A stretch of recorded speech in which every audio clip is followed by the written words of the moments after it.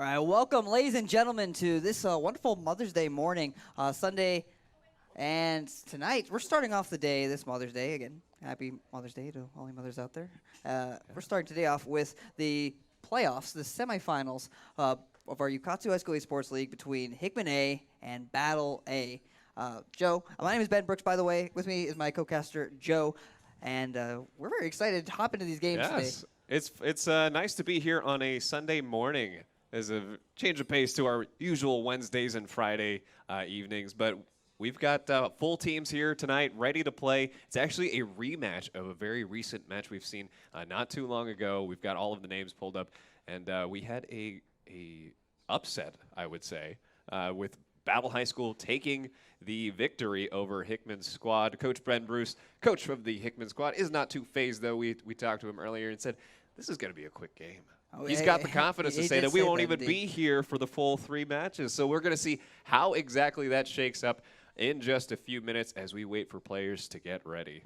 Yeah, as far as the significance goes of these matches, these players have just concluded a 9-week season. If you guys haven't been tuning in, last 9 weeks they've been playing, coming out every single week, Wednesday or Friday, and playing in this little circuit, technically 3 round robins. And Hickman ended the season with the second seed, the second highest seed, dropping only 3 games, 2 to Rockbridge and 1 to Battle. And that last match being dropped to Battle was on Friday. So like you said, not too long ago at all, where Battle took their first victory over Hickman and the only victory over Hickman that wasn't Rockbridge.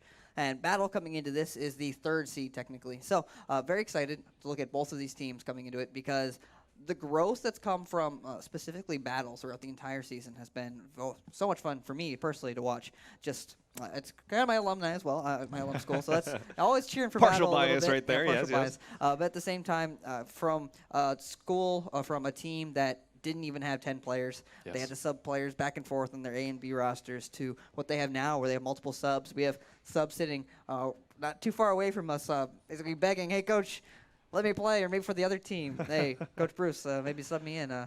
So it's very exciting to see something like that.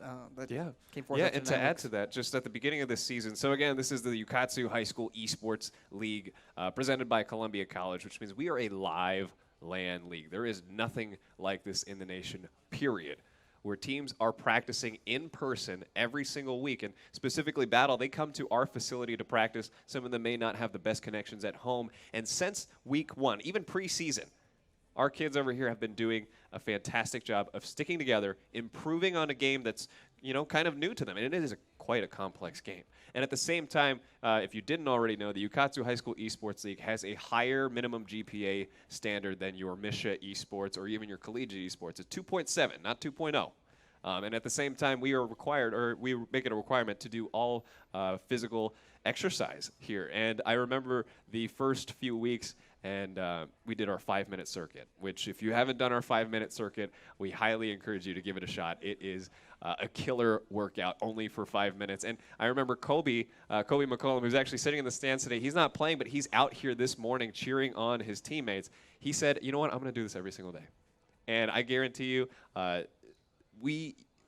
this is not possible. This has not happened in any other part of the country where players are coming together, making friends across school boundaries. Parents are out here cheering their kids on. And it's such a beautiful thing to see. And so on this Mother's Day morning, I can't be more grateful than to have everyone around us as part of our league. So. Yes. Very exciting. And Yes. it's all accumulating right now in this next week. Just for time constraints, kids being in high school, they get out soon. Graduation Seniors is have upon already us, graduated. And so to conclude this entire season, we have the semifinals this Sunday. Later today, Rockbridge A will be playing Hickman B. They're the #1 B team seed, so they get their shot at the playoffs as well, try to make their way to the finals. That will be at Hickman Auditorium on the 16th, 6 p.m. Very exciting. Players are very excited to be back on stage, some of them potentially in their home school. And we know how much fun these finals are going to be, but they know this is just one more step. The entire season, all of the work, all the practices, all of the sometimes we got to tears, sometimes the anger, the arguments between different teammates. It's all accumulates to right now. And it's just today. because they're so invested in it. Yeah, of course. It's not to say that there's any bad sportsmanship going on here. It's just the fact that these kids, they want to win. They want to prove to themselves, to their parents, to everyone around them, to their schools that, hey, we have a solid team and we can beat our rivals. You know, it's so funny that the Providence rivalry, the Hickman versus Rockbridge, is still alive and well when it comes to esports, more so than ever. And at the same time, they're also friends. They're hanging out after school, after these games. They'll go next door to Your Pie, not sponsored, but they'll go, have some pizza together, and it's so fun to watch them interacting in a live setting. You know, getting out of their houses, not playing at home, but playing in a physical setting, hanging out in a physical setting, being social. So. It's very, very, very cool. Touching, yeah. I'm getting too sappy and sentimental here. I wanted to make a point, actually. Again, this match was played Friday where Battle did manage to pull the victory over Hickman. But again, we noticed a few things coming from Hickman's squad. One, there was a little bit of testing going on. They knew that game did not decide who went to semifinals.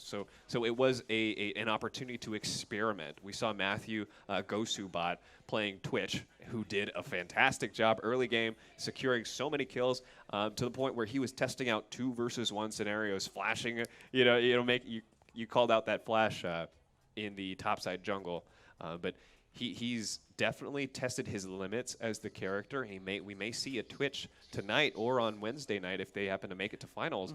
And at the same time, we also had lane swaps coming from jungler Bozen Ren and mid laner Hao Huang. Tonight, they will be playing their respective original roles. And I remember not too long ago as they were doing their pro draft phase, Ben Bruce was talking to the kids. Kids are saying, "Oh, we should pick this champion because it's kind of fun. We should pick this champion." Ben said, "No. This game is different from Friday. This is the serious one. We want to win this one as quickly as possible." It's true, yeah, exactly. And move on to finals. When it comes, except for the Providence rematch, it's the rivalry between Hickman and Rockbridge that is so tight. And that was something that Rockbridge was so focused on at the beginning of the season. Practically the entirety of the season was catching up to Hickman. And throughout the season, they've actually surpassed them, at least on the scoreboard, because they did lose the entire exhibition season, the matches that were played last fall, and Hickman won those 3-0. So it's very exciting to see Rockbridge grow as much as they did. And very interesting also to see Hickman in this situation. Like you said before, though, they did lose that game on Friday with different roles, with a substitute as well. Michael Dark Quackerzu, the Diamond 1 top laner, he was not there on Friday. And unfortunately, he's still not here today. He couldn't make it back to the semifinals. He's off with his sister who is graduating, so that's very exciting as well. But again, another kind of awkward situation for Hickman to be in. Just a very unfamiliar situation, I guess I should say. Not so much awkward. They do have subs. They've played with these players before. And actually, interestingly enough, today, we are actually getting a new sub, a new face. Yes, a new for the first time in this league. We're having the top lane for Hickman, actually. I believe his tag is Goober Wave. He has just joined the... I got to put that in our Goober Wave. A last-minute substitution. Tim Peters, that's pretty good. Traditionally, the B-team top laner for Hickman High School. He couldn't make it today, actually. Not really sure exactly what was going on there. But unfortunately, unable to make it, so they're having another last-minute substitution onto the Hickman roster. Not really sure how this is going to shake things up and how it's going to really affect either the mindset of the players or even the synergy that goes on between the entire team. But because these matches are pretty important. If they lose this best of 3, and they their will season ends their here. season ends today. So on the other side, for Battle, coming off that hot streak almost winning 2 of the last 3 games they've played. One of them, of course, being against Hickman. Having their full roster, having a full roster of subs on the bench to back anyone up if the pressure gets to them today. They should be feeling pretty good right now. Absolutely. Battle Squad showing up bright and early today, all smiles, maybe a little caffeine put into their bodies after that. But looks like we are not ready for picks and bans, but that's okay. We can still fill in with some conversations about what's happened in the past season. Notable players. Actually, let's talk about that quick last game. Just wanted to mention Cameron Clapp did end up being able to play his favorite champion, Vladimir. The hashtag free Vladimir. We hear some applause in the stands. Yes, if you did not know, Cameron Clapp is one of the top 100.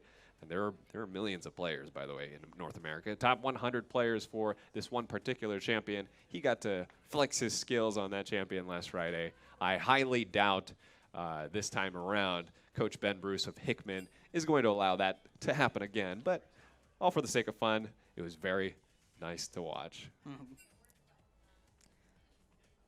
Yeah, like you said before, though, I was also just again kind of reminiscing about that match, and at the beginning, it didn't look as scary as everyone talked about. I guess we've personally seen it, but again, coming into the game, he was actually first blooded by the normal jungler for Hickman High Yes. School. Like you said, Bozen Rowe, Uncle Angel, Bozen Ren. I mean, he unfortunately didn't get the first blood. He actually got first blooded in his own lane, 1-on-1, and so it didn't look like the best of starts for Cameron Clapp, but. Obviously, being the wild one trick that he is, able to rebound, and he was definitely a force to be reckoned with. And really want to show Hickman this is the reason why he can't give me that champion. Yeah. So, very like you said before, very unlikely he's going to get Vladimir at any point in this best of 3 series. But we do know that he is proficient on a number of other champions. Specifically, maybe we'll see a couple of assassins. Something we've kind of talked about. Maybe he might be a good fit for his team. He has a lot more early game pressure, has a lot more carry potential on his own shoulders. And specifically, what we saw from yesterday at our LoL Academy Day, specifically one of the days that Yukatsu holds, where we bring a lot of our coaches in and we work with players one-on-one to help improve their League of Legends skills. Specifically, his assassin skills aren't necessarily bad. He's got great mechanics. He's got all right game sense. It's kind of some of his decision making that's very important, very pivotal, and kind of can influence the game whether they win or lose. And for Cameron, that's kind of what he's always been looking for. He's always wanted that chance and that ability to say, I can make the plays on this team, and I can win this game for my entire team. So sometimes Assassins can do that. It looks like we're getting a thumbs up, though, from our coaches, that being Michael Sammons, the coach of Battle High School, and Coach Ben Bruce, the coach of Hickman High School. So we're about to jump right into picks and bans. Here we go, ladies and gentlemen. We're the first game of the day.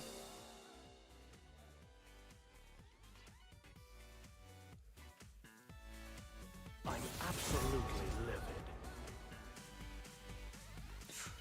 And here we are again. Sorry, guys, about that. We're jumping into the picks and bans between Hickman High School and Battle High School. On the left side today, they're the home team. We have Hickman High School.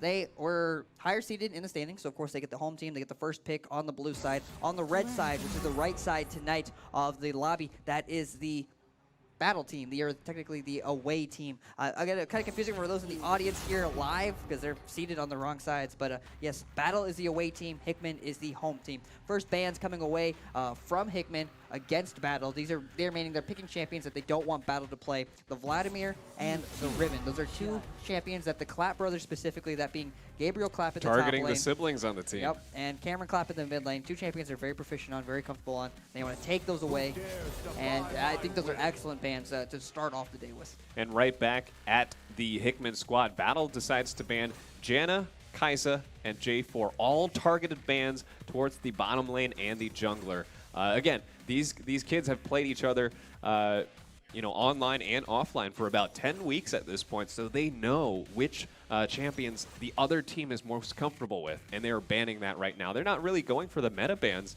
per se, but with experience of playing in a closed league like this, it's very fun to see who they decide to target and what picks they don't want to play against. Mm-hmm.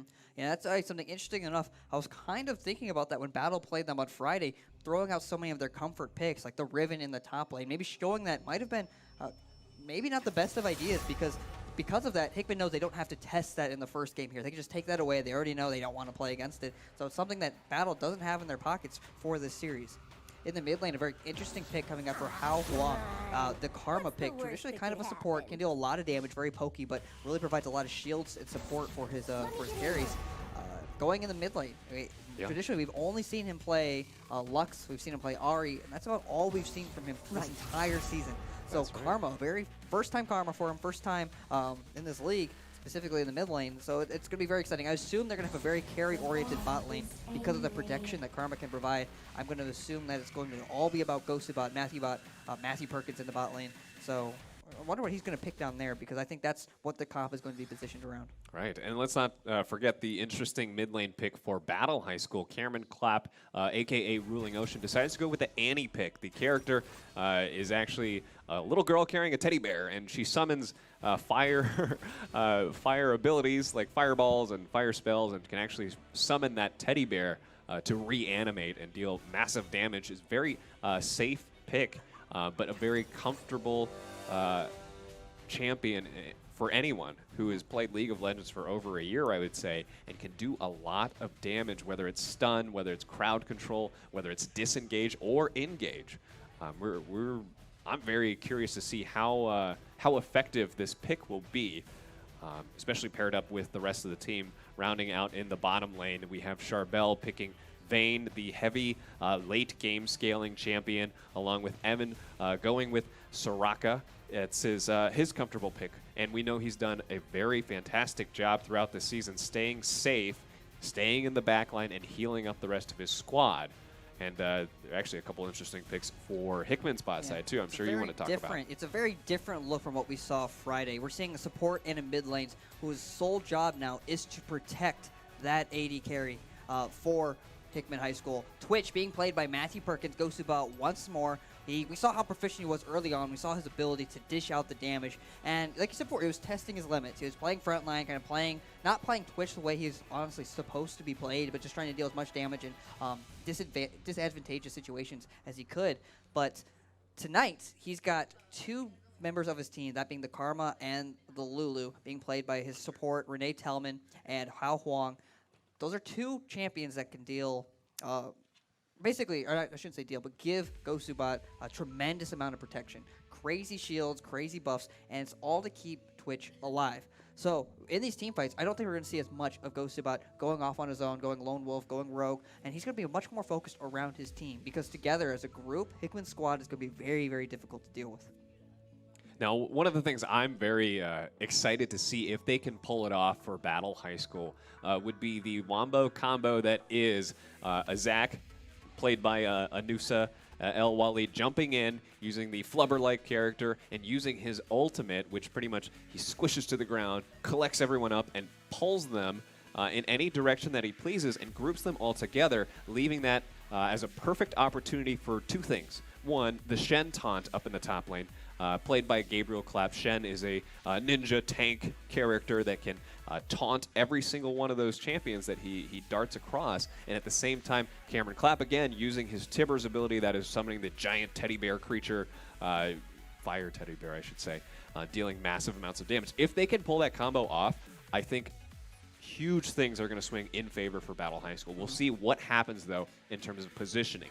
Yep. Hickman should know that this is not a team composition you want to stay in a choke point with, not a team composition you want to stay grouped up or stuck together with, because they could end up in serious trouble if Battle does manage to pull off this combination. Yep. I would like to have seen a more mid-game focused AD carry here, because the question is going to be as well, even if they land that Wombo combo, are they going to be able to break through the protection that is the Karma and the Lulu if Hickman plays it correctly? Again, I think it's going to be all about these AD carries and their positioning. If Ghostubot positioned out of line even once, that's a death for him, probably the death for his entire team when it comes to what his role is for the squad. Same thing for Charbel, though. He is the main damage dealer, the main DPS dealer in this squad. Soraka's entire job is to keep him alive, but that's less bursty kind of heal, a more sustained heal over time. So it's going to be very, very different. It's going to be a very difficult fight for both these AD carries to position properly and not get assassinated by each other. And very interesting look for the top laners, though. Again, for the first time, we're seeing Goober Wave, that being Hunter, being a last-minute sub, never played before in this league, and just thrusted the stage today. So I'm very excited how well he does, especially on a Swain pick. It's not necessarily a tank, so it's not as simple as plugging and chugging and kind of just slapping away at another tank in the top lane. He's actually got a very pivotal role in this team, and he can actually deal some good damage and potentially carry his squad as well for that Hickman roster. Yeah, Shen's abilities, his ultimate, able to teleport to assist any one of his teammates on any point of the map.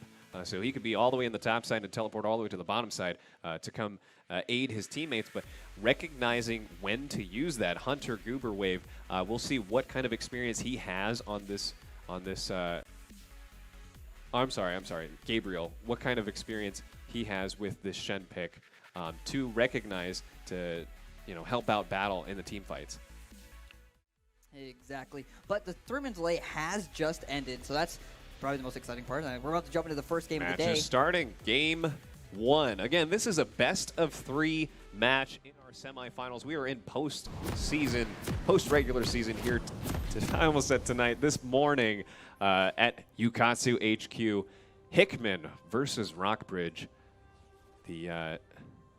I forgot this was a best-of-3. Now I'm even more excited to see what the picks are going to be next game, just to see, what character emerges out as the new ban favorite. And I think if they play their cards right, Zach is going to be a huge influence on this entire matchup right now. Yeah, the best part about this, though, is the entire league, since it was 3-round robins, essentially, they've already played a best-of-3, quote-unquote, Hickman taking that best-of-3 2-1. So, through that time, they've already had some experience of what do we don't want to play against, what we want to play against, and I think that's why we see what works. This is exactly what's worked throughout the league before. We've seen Zach, we've seen the Soraka for battle, and we've seen the Twitch on Friday from Hickman, as well as the Trundle pick for Bows and Ren. So these are picks that work, and I like the new picks as well. Not giving away anything else, and just leaving it even tougher for coaches to decide what to take away next game. But in the top lane, though, for Hickman High School's A roster, for the first time, we have Goober Wave, that being Hunter, again subbing in for Tim Peters last second. I can't wait. I can't wait to say this guy's name. You have to wonder what's going on in the minds of both the players and the coach here this morning, expecting to have one player but having to fill in a substitute very last minute. We're going to see how he synergizes with the rest of the team. Again, he has not, I don't know if he's practiced on the same level as Tim has with, the recent recent postseason matchup. Yes. And of course, though, in the jungle position, we have Uncle Angel, that being Bozen Ren. Seen for this Trundle pick, looking for a very aggressive early invade. They just know what Anusa does, and that's something we've talked about her before. She's somewhat predictable in what her pathing is, although this time she started on the other side of the map. So Bozen Ren is finding, instead of the, I guess, the gank on her that he was trying to, he's actually just going to steal her buff away, which is pretty important for her early on. When you're taking away jungle's resources, it kind of gives them so much early on. And in the mid lane, we have Hao Huang playing Karma. Again, more of a support style, or traditionally more of a support. Deals a lot of damage, though, with these ranged abilities, but also she's got abilities that can speed up her teammates and provide some massive shields. So her entire job is also going to be down to protecting this bot lane, which we can see here. Gosu bot being played by Matthew Perkins on the Twitch. Currently going invisible next to a support, Renee Tellman playing Lulu. Maybe looking for an early gank from Uncle Angel. Going down early, not finding anything. That'll run out, though, this Hickman roster. And as for Battle Squad, in the top lane, we have Gabriel Clapp, the older of the two siblings, Fateful Salmon. He is playing Shen tonight. Very influential, impactful character in terms of global pressure.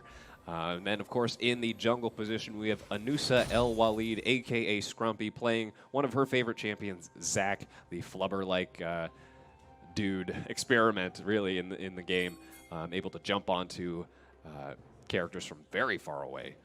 Then in the mid lane, we have the star of the the star of the Battle Squad, Cameron Clapp, the younger sibling of the Clapp brothers. He is playing Annie tonight. Again, little girl carrying a teddy bear. That teddy bear will be animated at some point to deal massive amounts of damage. And finally, in the bottom lane, we have Charbel and Evan, Polly and Evan, who are actually going in a little bit of a trade right now in favor for Hickman High School. Polly is playing Bane, a very hyper-carry, late-game scaling champion. Evan playing Soraka, I would say your pinnacle healer type of support character. Supports in this game have a specific purpose. There's a lot of them that heal, there's a lot of them that give shields, like we see for Hickman Squad, and also just a lot that provide crowd control effects like stuns and roots and knockups. Yeah, very difficult lane for Mr. Charbel Abhan in the bot lane. If you're looking at that traditional matchup, the Vayne, the Soraka, into a Twitch, into a Lulu, the bot lane for Hickman High School just puts out a little bit more damage early on. And if he doesn't play it safely, he's going to get bursted. And that's just damage that specifically the Soraka just can't heal quite as quickly. Again, those are more sustained heals compared to the shields, the burst kind of protection that comes out from the Hickman squad. So he's got to play a little bit safe because he's very, very weak early on. Interesting enough, though, when we were talking about the players and talking about who Gabe was specifically, Goober Wave doing an excellent job kind of poking him out, forcing him to recall pretty early. He is down in CS, but we're seeing pretty good trades coming out from the top lane, especially for a first-time player. No nerves, it looked like, early on, walking right into those trades and trying to put him low. Scrumpy now made her way to the bot side of the map, potentially looking for a gank. Goes to bot up a little far. We're seeing the slingshot coming in from Scrumpy. Lands onto Renee Tellman. She goes real low. Has to flash. First blood, though, going over to Charbel. Flash followed up from Polly. We're seeing the great connection between Scrumpy and another minion.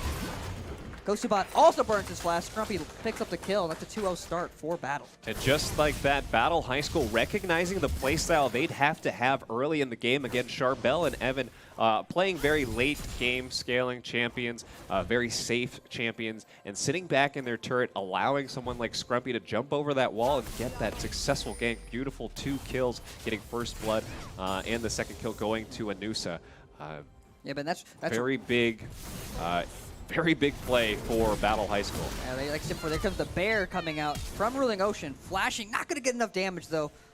Tibbers trying her best, trying his best, not really sure what the genders of the bear actually, to smack away, get the last hit onto the Karma, not going to land it though, but he will force How out of lane. I think that's the best part though about the bot lane for Battle, like you said before. They want to get them ahead because they're very weak early on, and the aggressiveness that just is the Renee Tellman, is the Matthew Perkins bot lane. They're continually pushing up, and if they don't ward this spot right here on the map, that's where Zach will continue to gank from over and over. And because the bot lane from Hickman High School loves to push up so far, if they don't keep that ward, they're going to be punished for it time and time again throughout this laning phase. Yeah, I just want to make a quick note. Huge kudos to Evan, who is a newer League of Legends player in this bot lane. If you compare his experience to all 3 other players, he's at least, what, a year behind, yeah, you know, a year behind, newer. yeah. I shouldn't say behind, but I recently talked to Charbel, who is his bottom lane buddy, and he says, Evan is such a great listener. He's picked up this game at an accelerated rate. Without playing on, if he were not to play on the high school esports league, he wouldn't have had this mentorship from the rest of his battle squad to be able to play with this much discipline. You know, traditionally, if you're a newer player, you kind of just think, oh, I want kills. I want to, get as many kills, do as much damage as possible. But with the discipline of, a bot lane buddy, I think 2 games happening simultaneously in the top lane. Scrumpy trying to knock down Goober Wave, but in the bot lane, we see a lane gank coming in from Uncle Angel. That's just traditional gank pass. Goober Wave, though, excellent turnaround in this 1v2 situation, popping the passive onto Anusa Elwell lead Scrumpy. She's going to survive, though. This is what Zach does when she goes real low, turns these blobs, they come back together, she recovers that amount of health. But Hunter, Goober Wave, doing an excellent job surviving in that 2v1 situation. In the bot side, though, we're seeing a 3v3. Evan Young getting caught out a little too, getting caught out there by the AD carry and by the Trundle, the jungler for Hickman High School. We're seeing the ultimate come out from Fateful Salmon. Not going to trigger in time, though. That's Stand By Me. I don't think that's the name of the ability. But either way, he put a big shield around his teammates. United. Yeah, Stand United. I don't know what I was thinking ability. of. Stand By Me sounds so much nicer, though. I think that karaoke that we did before My bad. got to your head. Either Meanwhile, Hickman High School capitalizing on the recent takedown of the battle support, now going for the first dragon objective of the game. This will be a secured Earth Drake. Of course, the different elements of dragons have different properties, this one being more damage to towers and large monsters. But something has also happened. Yep. So the bot lane, or the mid-jungle duo of Battle High School does find a kill on the mid laner of Hickman. File Huang, with 3 members of Hickman High School rotate up from the Dragon. That's the jungler and the bot lane to pick up the kill onto Camera Class in the mid lane. So he already used that giant bear, which again is a huge area of effect, point and click. Pretty much secures you a kill if it's a one-on-one situation if they're caught out. But because he didn't have the ability later on, and Anusa was already leaving, he gets caught out, unable to escape from the rotation from Hickman High School. So that's a really good look from Hickman. Great job knowing that they have the damage, they have the ability to lock him down and find a return kill. So even right now it's 2-3 in favor of Battle. Hickman High School has started to pull ahead in gold a little bit. They have the first objective, that Earth Drake, like you said, and they're up by about 400 gold. Otherwise, though, relatively, this game is pretty close. Yeah, this is exactly what we were hoping to see, a close game between Hickman and Battle this morning. And that's exactly what we're getting as we approach the 10-minute mark. And I can tell that Cameron in this situation is trying as hard as he can to get as many kills early. He wants to be fed, and so what fed means is essentially he wants to get ahead in kills and in gold and experience so that he can start pushing this wave against Hao and start roaming. But with Hao's pick of Karma, Hao will be able to reverse push these waves pretty quickly. Again, he's doing really well in this lane, already up by about 12 CS, continually poking down Hao. He's not finding the poke he needs, or Hao's not finding the poke he needs to keep Cameron in check. So Cameron really has full control over this mid lane. Might be seeing a gank, though, coming in from Uncle Angel. There is no ward here, so Cameron does not know that foe is sitting in that bush. We'll see what exactly transpires in the next few seconds as we see a ping coming in the mid lane. They're going in for this gank. Now Cameron identifying that he is being flanked right now. It does go down to Bozen Ren, who's playing Trundle tonight. He wanted to play Lee Sin, but Coach Brent Bruce denied him that right. Excellent pillar, though, by Uncle Angel. On this Trundle pick, he can basically spawn this giant pillar within a certain distance, and it's basically terrain, so it prevented Cameron from going anywhere. He actually opted not to burn his flash ability. Probably a good choice. Might not have been able to escape even if he burned that little blink. And so now it's 3-3, tied up in kills. Great pressure, though, coming from Uncle Angel. And now they're currently invading the jungle of the mid lane, or of Anusa. We're seeing a bot lane kill. Polly getting a kill onto Renee Tellman. Teleport coming in from Goober Wave, having to cancel it, though. Fateful Salmon used to stand united there to protect his bot lane in that 2v2 trade. Goes to bot, now forced to recall in a very unfortunate 3v1 situation. And that's something, like you said before, the Shen pick specifically is just something that has so much pressure across the board. His ultimate allows him to travel from one side of the map to the other side of the map. That's legitimately travel from one side of the map to the other while also shielding his teammates. Now it's kind of a base race between these two rosters. Who's going to select the first tower? We see the top laner and the jungler for Hickman on the top tower of Battle. And then the three members of Battle, being the bot lane and the top laner, trying desperately to take down that first tower in the bot lane. Yeah, Shen, the teleporting ninja, that's also the tank, just becomes such a great pick when you have spent multiple weeks playing with the same teammates right here. Yeah, Cameron ruling Ocean going to the top lane, trying to defend that tower. Now he's in a 2v1 situation. Uncle Angel getting real low. But Cameron's not going to survive this situation here. Goober Wave diving the tower, taking him down. Teleport coming in from Gabriel Clapp, trying to save his brother a little late. Now he's the one in the difficult situation here. Bot lane of Hickman High School has rotated to the top lane. Gabriel Clapp is sitting potentially even in a 4v1, 3v1 situation. The first tower of the game, though, will go over in favor to Battle. Those bot laners will get the first tower, but it looks like they're opting to trade for the top one. Good job by Hickman High School, understanding there's no way they're going to get back to that bot tower to save that in time, and they instead rotate all their numbers to the top side and able to even up the tower lead. So they're still in the lead in this game when it comes to gold. Tied in kills, up by about 500 gold. Yeah, and that's something that Coach Ben Bruce has taught very well to this Hickman squad over the course of the high school esports league. Grouping up when necessary. See, taking objectives, taking towers, so that they can ultimately win the macro play here. Remember, the name of the game is to secure and to eliminate the enemy nexus. Seeing the ultimate coming out from the Vayne, trying to get to the backline. So you're seeing the Rain Spray or Rat-a-tat-tat coming up from the Twitch as well. So much damage coming from that Twitch. Won't have the ultimate later on, though. It's already gone down. Noosa Scruffy will also drop. The ultimate coming out, though, from Ruling Ocean. Lands on Uncle Angel. Renee Tellman having to pop her ultimate to save their jungler. And now they're on the defense, retreating currently. Polly a little bit alone up there in the top side, trying desperately to take down the AD carry. The heal coming out from Soraka gives him a little bit of the upper hand. Goes to bot, will drop. And just like that, the battle squad is now finally getting to play their composition in the way that they'd like, with the Polly picking Vayne and having that early lead. Makes a huge impact on these team fights where she can accelerate to her late game phase that much faster. And as soon as, the ultimate's coming down from both Cameron Clapp, Gabriel there to the fight ever so slightly late. If he was actually there earlier, I'm sure things could have gone much, much worse for Hickman's squad. Yeah, Goober Wave, though, doing his best. Didn't have teleport get to that fight. He was pushing his wave in, almost securing that bot tower. While the roster for Battle instead will secure the Rift Herald. Going over to the 3-0-2 Vayne, the carry for Battle High School. Looks like the bot tower will fall in favor of Hickman High School. We're seeing the Infernal Drake, though, spawning as well. It's going to be a highly contested objective in the next couple of minutes.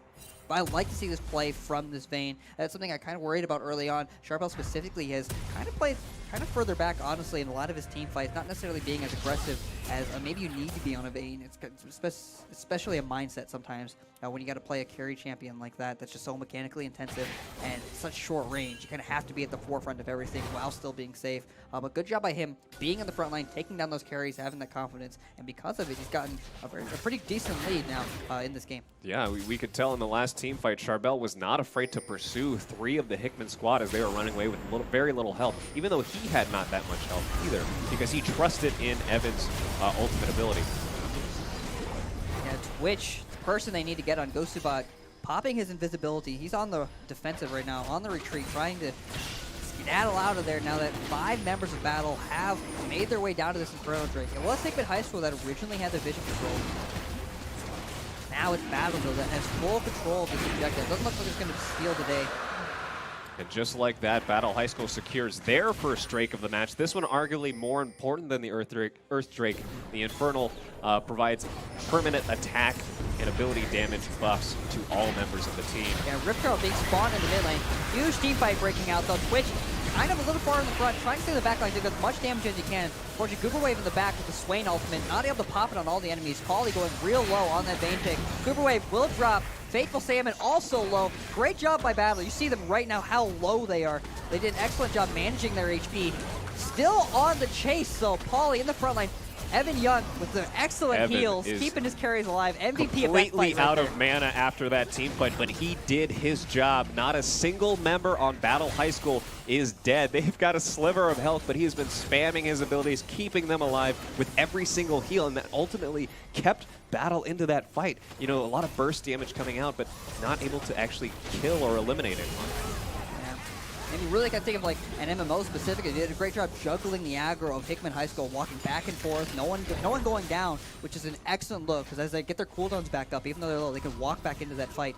2 towers going over in favor of Battle with that Rift Herald push. We're gonna go back and take a look at the replay.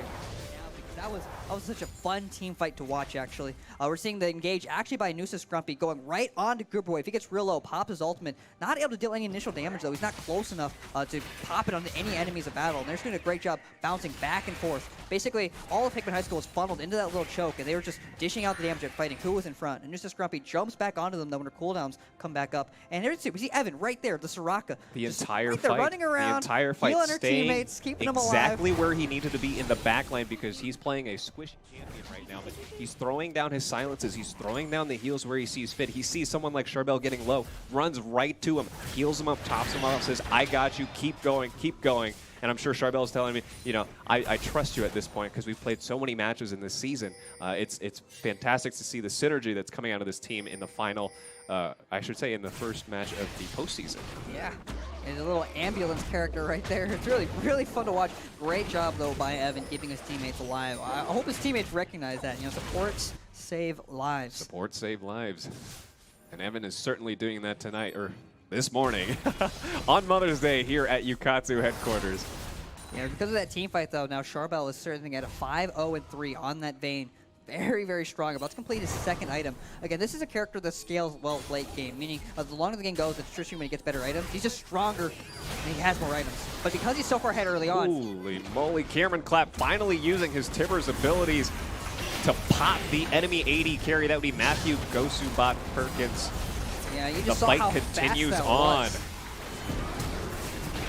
None of his supports that are there to save him, Wow and Renee, that being Cookie, Renee Tellman, they were both standing right next to him, unable to shield him though before he just instantly went down to Cameron Clapp. The Annie pick really coming in clutch right now, just instantly able to isolate a target and blow them up. And what was great about that fight is that Battle has displayed that they are even confident without Charbel being in that fight. Now he is rejoined and now obviously taking his own picks right there, but Gosubot, Matthew Perkins, not respecting the super amounts of damage that Cameron Clapp can dish out. Yeah, Battle High School has broken into the base of Hickman. About to take down the first inhibitor tower. Now we're seeing the ultimate from the Twitch. Spray Spray coming out. It basically increases his range, deals bonus damage, and his auto attacks go through champions. So he's able to deal massive damage to the entire enemy team. No one's able to lock them down, though, so all of Battle's just able to walk out scot-free. And they have a 7-kill lead now in this game. 5,000 gold ahead, 2 towers. Didn't quite secure the inhibitor, but they did break open the base of Hickman. Absolutely. And this is a very good look, a very good position for Battle to be in right now. Yes, they have been planning all week. You know, with Coach Sam, they knew that they were the underdogs of this game, even going into Friday's matchup. But that has not stopped them from trying their hardest to win this match tonight. And to be honest, Ben, I thought that the substitution, the very late substitution in the top lane would be a huge factor in the outcome of this match, but we can see that Hunter has actually got the most farm in the game. And he's done a fantastic job in the top lane, I would argue, providing pressure, securing his first turret, and it's actually the kudos goes towards Battle's synergy right now. Battle's ability to make the micro plays in these team fights. And I can't commend them enough for stepping up to this occasion in the postseason match. Yeah, exactly. Specifically, I'd say they took a page out of Dark Whacker's playbook, that being the top laner, the traditional top laner for the A-team roster of Hickman. The pressure that was coming out from Gabe, that once he got his his Shen ultimate ability allows him to teleport to the other side of the map, and that's what he did. As soon as he got it, he was on the bot side of the map multiple times, and that's what allowed them to secure that early pressure onto Charbel, getting him those early kills, and they pick up the early tower, which really set the tempo of the game for Battle High School. So props to Gabriel, not necessarily for winning his lane, but just doing what his champion's supposed to do. He's traditionally played more aggressive style carry types of champions, and tonight he's playing a much more tanky, supportive champion, and he's filled that role perfectly. And at the same time, I would say that it's up to Battle now to provide as much pressure on the map to keep this advantage that they currently have, keep their very... I was about to say exactly that. As long as you can know where the Twitch is, lock him down, that's how you win these team fights. Because Hickman's not out of this game yet. When you have that Twitch combo, when you have a Twitch, the Karma, the Cookie, not the Cookie. I called her by her name, that being the Lulu pick specifically. They can keep that Twitch alive in these team fights, and he can carry these fights. But not if he's dead.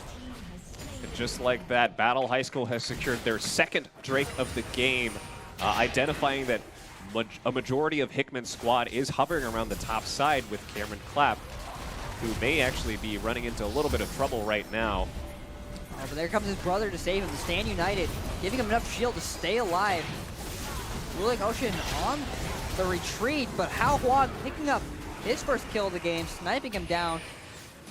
And out of position is Charbel in this instance. Will he get picked off or sandwiched? No, not quite.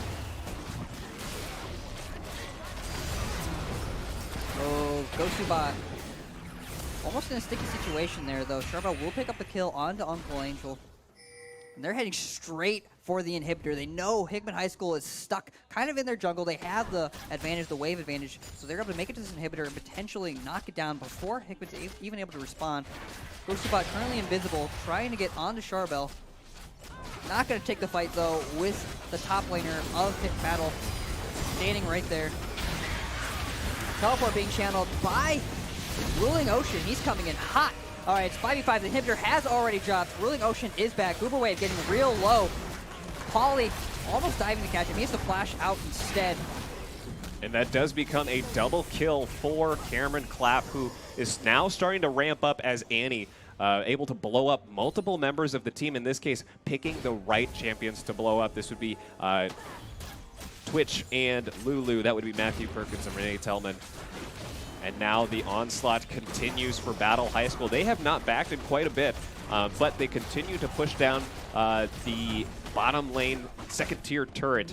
Yeah, currently Charbel's sitting on 2,000 gold. That'll definitely complete his second item and give him a good chunk of his third item. About to hit a very large power spike here. Looks like Battle will decide to reset after a little bit of probably hyphy play from Cameron Clapp, trying to test his limits as Annie right now, seeing who he can blow up.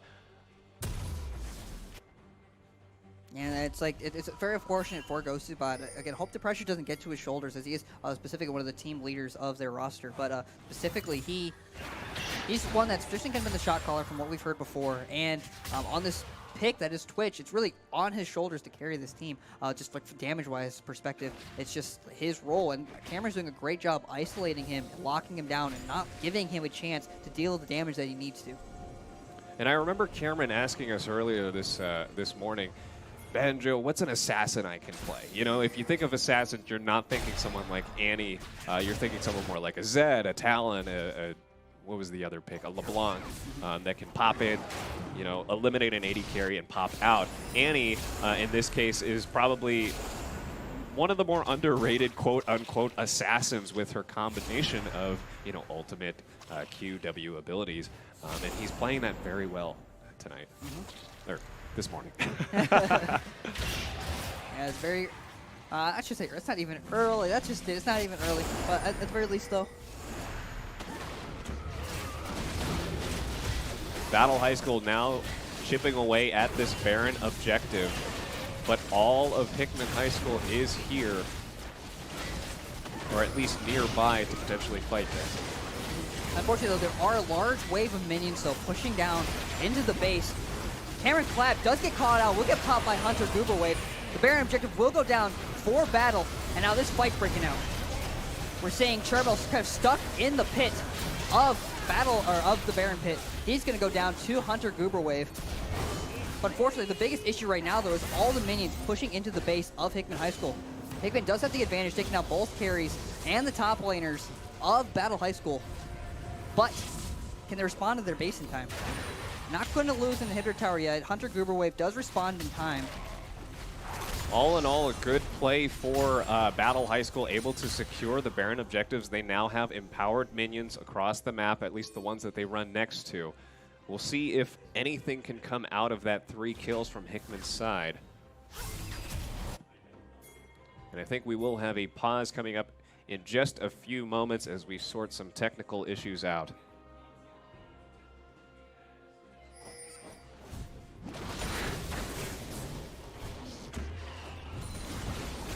Yeah, but a pretty good swing, though, in favor of Hickman High School after that turn of events.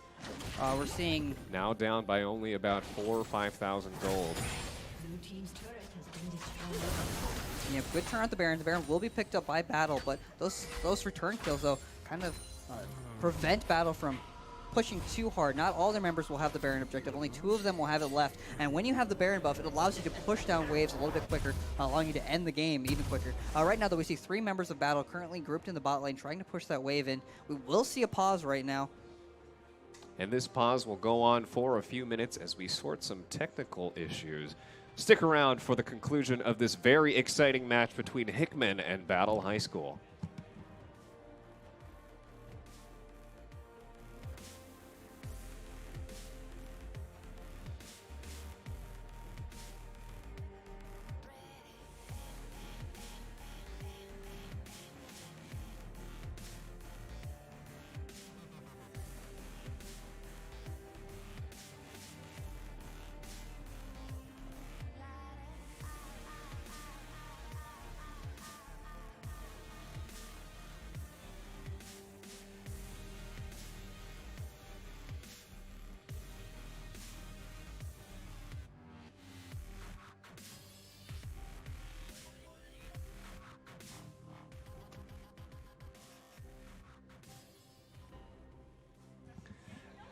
All right, us casters are back. Sorting out a quick emergency. We actually have one of our players stepping out to file a little report with the police after a slight car fender bender. Nothing scary on this end, though. Let's talk about this matchup. Actually, we can't do too much talking because we are live with both teams listening in on whatever we have to say. But let's talk about maybe what the strengths of Battle has been throughout this matchup tonight, this morning. Yeah, playing to their win conditions as soon as Shen hit level 6, instantly in the bot lane. I think we understand that Charbel specifically is probably going to be their win condition when it comes to their late game damage, and prioritizing that lane, giving the pressure there early, really got him ahead. It got him so far ahead to the point that he's sitting at a 7-1 KDA right now, a 7-1-3. So that's very exciting, specifically for a Vayne to be in. It's a very late game, sitting on currently 3 items. She's got 70% crit right now. She's going to deal so much damage. The next item, when she gets her 4th one, that'll probably be lifesteal. She's going to be able to sustain so long in these fights. Great job by Evan as well, keeping his AD carry alive. 0-1 and 12 right now. That's great look for Evan, doing his job as a Soraka in this game.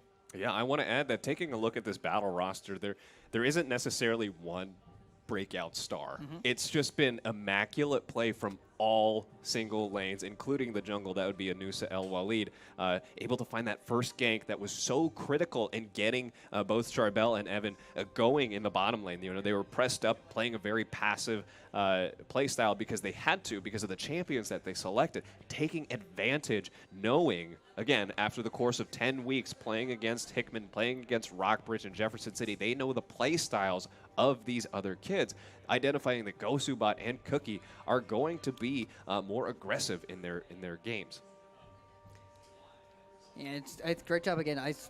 Playing to their win conditions and knowing what Hickman's win conditions are. And that's when it comes down to Cameron Clapp. Great job, always Yes. isolating. He's died 6 times for it. He's 6 of his team's 11 deaths. But he's played a very pivotal role in isolating Matthew Perkins, that being Gosubot, and taking him entirely out of this game. Hey, we said it here. Assassin Annie is a thing. Whether or not you believe it, she doesn't need any invisible abilities or jumps in here or there. All she needs is a flash and a giant bear. And exactly that. Specifically for him, he's also going to be getting pretty strong here. He's got 2 very large damage items. From this point on, he can start building maybe more defensively. We see him pick up a stopwatch, that being an item that can make him kind of untargetable, untouchable, invulnerable, invincible, whatever you want to call it, for a brief period of time. And that builds into this item called Zonia's Hourglass. It allows him to do that every couple of minutes when it comes off cooldown. Very important item to keep him alive, avoiding damage from the Twitch, avoiding damage from Goober Wave in the top lane. It's a very good look for Battle to be getting to this point right now, because traditionally, if they were behind or even, they wouldn't be nearly as strong as they are now. But because they're such a late game scaling team and they're this far ahead, they're only going to get stronger as this game goes on. Absolutely. And let's not forget, though, all hope is not lost for Hickman High School. This is a best 2 out of 3. That is probably the best part of this match we have here on Mother's Day. We know that maybe we'll see some bans for Annie. Maybe we'll see some bans for Shen. Or on the battle sides, they'll know that Swain is more of a threat for a character, or I should say for a student like Hunter Gooberwave, who is playing his first match here tonight and doing a fantastic job. Currently 4 kills, 2 deaths, 0 assists, but also has the most creep score in the game. Yeah, essentially leading his team right now in kills, doing an excellent job pulling in, dealing the damage that he needs to.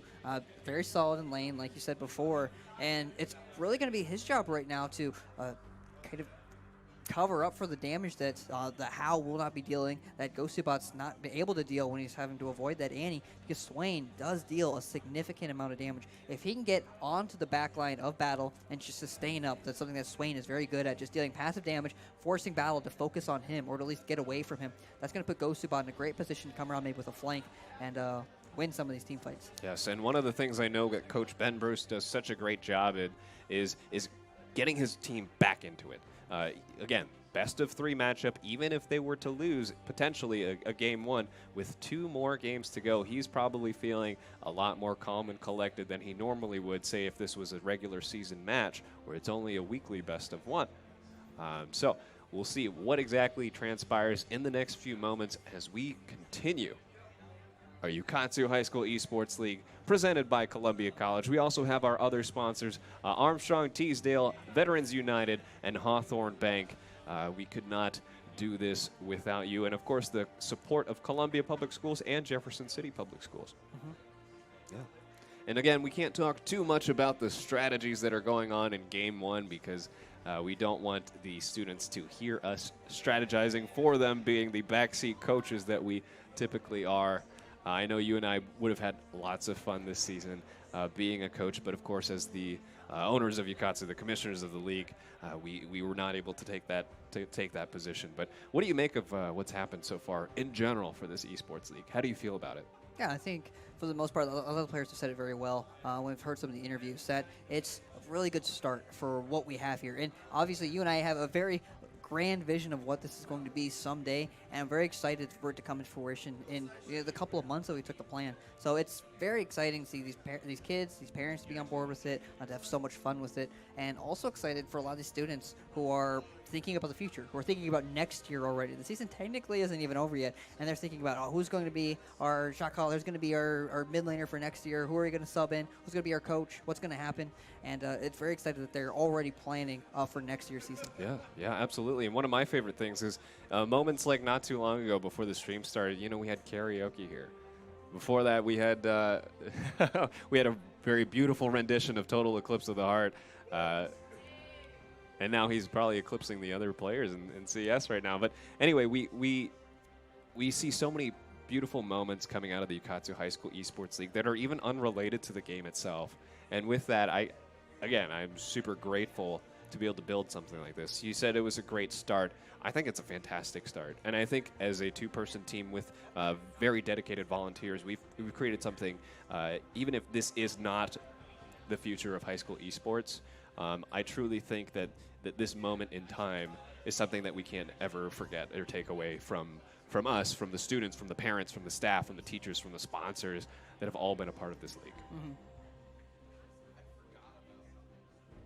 Yeah, still currently waiting on the some of the technical difficulties that were happening. Well, I shouldn't even say technicals. They had nothing actually even related to do with the game today. But obviously, real life does happen sometimes, especially for a lot of these students. They're still in high school, and they have a lot of their own responsibilities to deal with. But at the same time, learning what it means to be part of an organization, and not just any organization, but a self-sufficient organization. Again, even though Columbia Public Schools, Jefferson City Public Schools, they have supported the league, it really is up to the coaches and the players themselves to show up to practice, to be a part of a team that wants to win and produce results, not just in-game, but also academically and also physically when it comes to the physical exercise. It's just they know the requirements, and they push through them. And some of them actively engage with it, knowing that they will better themselves for it. So it's just really cool. Mm-hmm. Really cool, man. That's all I got to say about that. I'm about to tear up over here, but let's talk about upcoming Yukatsu things. So yesterday, in case you didn't know, Yukatsu is a high school, middle school, and even elementary school youth program for young gamers where we promote a balance between passion for gaming at the most ultimate level. We're doing esports right now. Mm-hmm. And at the same time, balancing that out with your own personal goals, your own personal career goals, life goals, physical goals, and your academics too. And so yesterday we had a League of Legends one-on-one. It turned into a one-on-one coaching academy that I thought was very beneficial for some of these students to realize. It's very nice to be able to sit down with somebody who's more experienced and to look back and reflect upon your mistakes and what you did well. Mm-hmm. To be better at the game. Yeah, very much. So sometimes it's even just nice having that objective opinion, like an objective opinion or a different perspective from a game that they're not a part of. One of the games I was watching where the coaching was going on, a lot of the players in the game were being very toxic, which is very, very weird for me to see. It was a 4 to 5 goals, like kill-wise situation. So the game wasn't too far in favor of one team or the other, but the entirety of this one team was just blowing up. It was so very toxic, and it was just very unfortunate. I understand that if there was a player playing in their room just alone, that might get to their mindset, but having a coach there behind them, talk to them, let them know, like, hey, it's fine. You do your job. You do this. You guys are still in this game. That's an excellent look for their team, and I mean, excellent look for that player to keeping a level head I'm okay. in the face of not even defeat in that case. It was the threat of defeat, let's be honest here. But that's exactly why we want to partner up mentors and kids together to learn that, hey, not all hope is lost when you lose a kill. And even if you do lose a game, you can still come back. You can still get better. And it's actually a back and forth exchange. As the kids grow themselves, so do the mentors, because they didn't grow up with something like Yukatsu. This is something that they're, because they have to be the role models in this situation, they're also learning to adapt. I know if you took a look at me as a gamer 3 years ago, holy moly, the things I would spit out from my own mouth. And I know we've got this whole meme going on here, Yukatsu. You got to be Yukatsu proper. You're getting squeaky clean, as Rockbridge High School says. It has truly helped me become a better person, not just the kids that we work with. Yeah, definitely agree. And luckily enough, though, it looks like the issue has been resolved. So in the next 3 minutes, we will eventually catch back up with these players and hop into game. Luckily enough, too, because there's a timer for how long you can pause the game, and it'd been very unfortunate if we had to restart this Still game. had 17 minutes to go as I'm looking at the countdown right now. So we are perfectly safe. Kids are getting ready to queue up back into the match. Game 1, Hickman versus Battle here this morning. Currently a 17-11 kill feed in favor for Battle High School because they've been playing on a whole new level, I would say, when it comes to their team synergy. Mm-hmm. Yeah, they're in a very good place. They still have Baron on a couple of members. They do have that inhibitor down, so they have pressure coming in from the mid lane. They had a big gold swing, though, back in favor of Hickman after the 3-kill pickup after the Baron. So Hickman also in a better spot, especially after the pause. A lot of the momentum has been lost now by Battle, probably a lot of that tempo. And then you say about Hickman, they just had a pretty good victory right before they had the pause. So at least when they're sitting there thinking about what to do next throughout this entire period, they at least have something more positive to reflect on. Yeah, I'm sure this is actually a very fortunate opportunity for Hickman to just kind of take a breath. Take a deep breath. This game is not lost yet. There is still a lot left to go in terms of objectives and in terms of comeback potential, because Matthew Perkins is playing a hyper carry himself. It's not just Charbel on Vayne. And at the same time, as soon as Hunter, who is playing Swain tonight, starts to ramp up, I have yet to see an Executioner's calling on Battle's side. So as soon as these engages go a little bit longer, and if Matthew can stay safe, we're going to see some pretty even team fights coming up. Yeah, this does very much remind me of a Team Liquid game I've seen not too long ago. There's so many healing champions on both sides, yet we see no healing reduction items on either roster. Evan Young, being playing the Soraka, his entire job is to heal people. And silence people. Yeah, silence people. But yes, a majority of it, yes. And yet we do not see any items on either roster that kind of give that a disadvantage. It's something that, obviously, we also got to take into account that some of these players have been very behind. They got to get their primary core items first. But you think about how effective Evan has been, you think that Hickman might have thought to Do we still have build. that replay of that last team fight? It was a beautiful replay that I think it's worth watching a second time. This is right around the 15-minute mark. You see Evan, who's so far behind, but he's doing his job right now, popping in heals every now and then. Identifies Charbel going low. He's using all of his mana. Of the fight. Does a fantastic job throughout the fight. That was a huge swing in favor for Battle.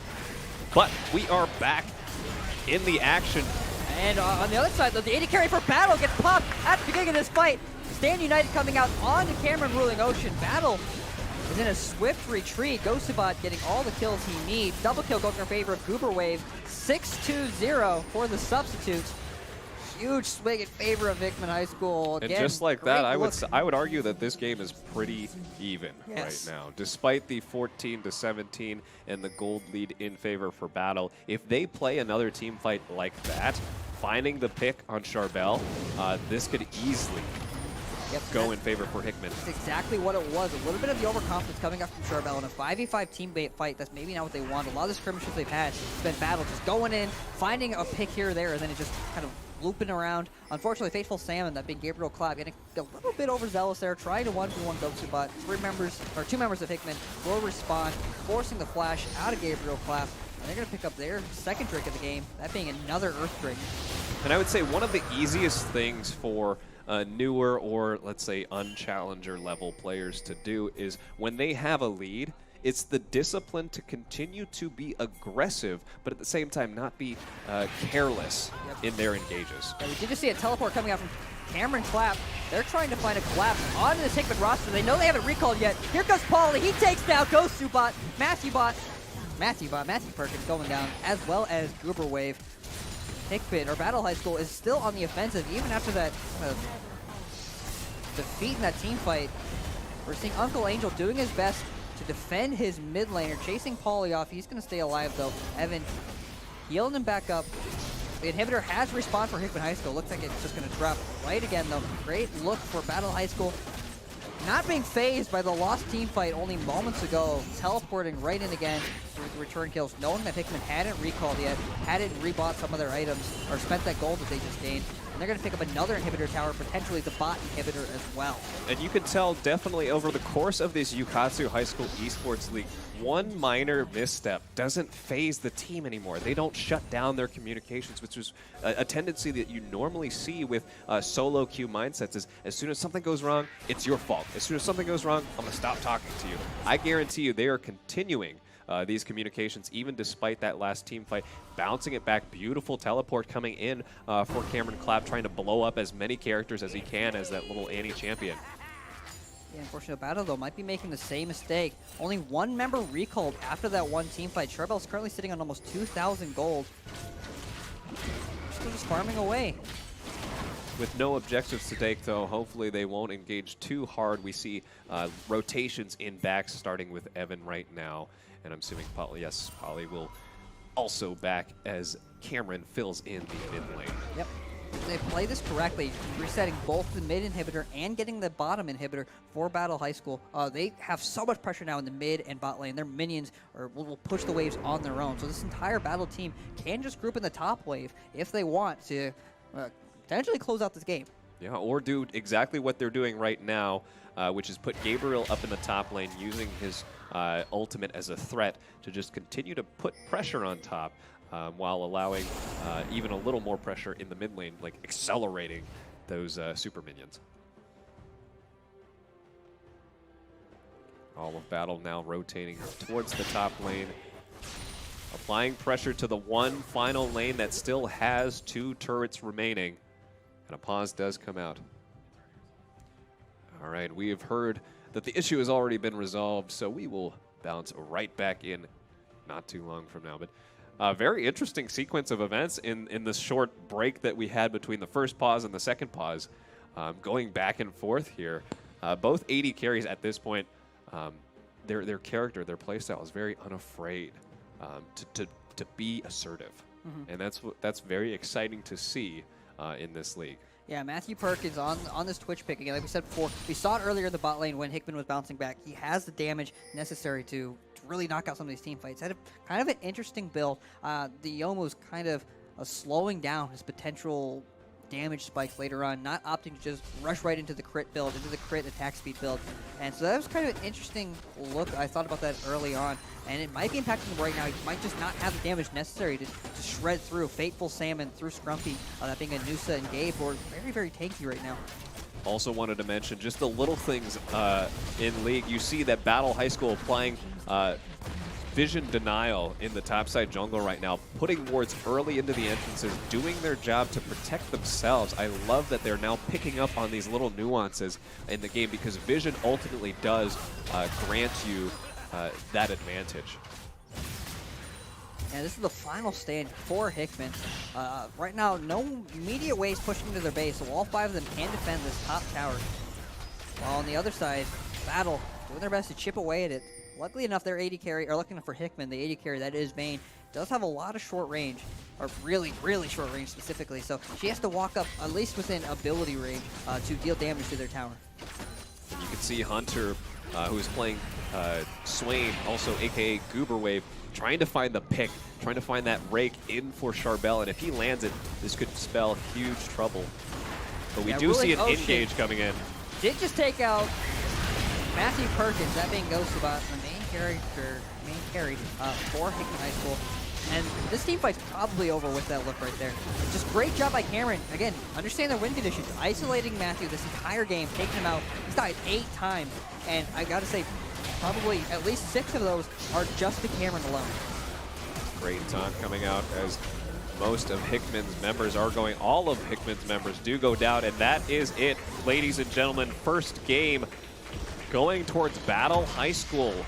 The Assassin Annie coming out to play for Cameron Clapp. And of course, a fantastic performance from all laners and junglers for Battle High School. Notable, I'd say, player would be Evan Young in that entire match. Yeah, arguably a little bit of an upset here. Hickman High School doesn't have their main roster right now, but again, if they don't win this best of 3 today, whichever team loses, it's the end of their season. So that's probably got to be on the forefront of their minds here. But I know their coach has done an excellent job keeping them calm. We still see them smiling over there. Their players know what they need to do, what they need to improve on. Fear not. This is a best of 3 match this Mother's Day between Hickman and Battle. Don't go anywhere. Don't click off your browsers. We will be back in just a few minutes. And we're back, ladies and gentlemen, for the game 2 of this Hickman versus Battle semifinals. Very, very interesting start to the day specifically. Again, you're looking at Hickman High School. They had a substitute top laner already coming in. Dark Quack couldn't make it tonight. He's with his sister graduating. And then they had a substitute top laner when Tim Peters was a little bit late to the party today.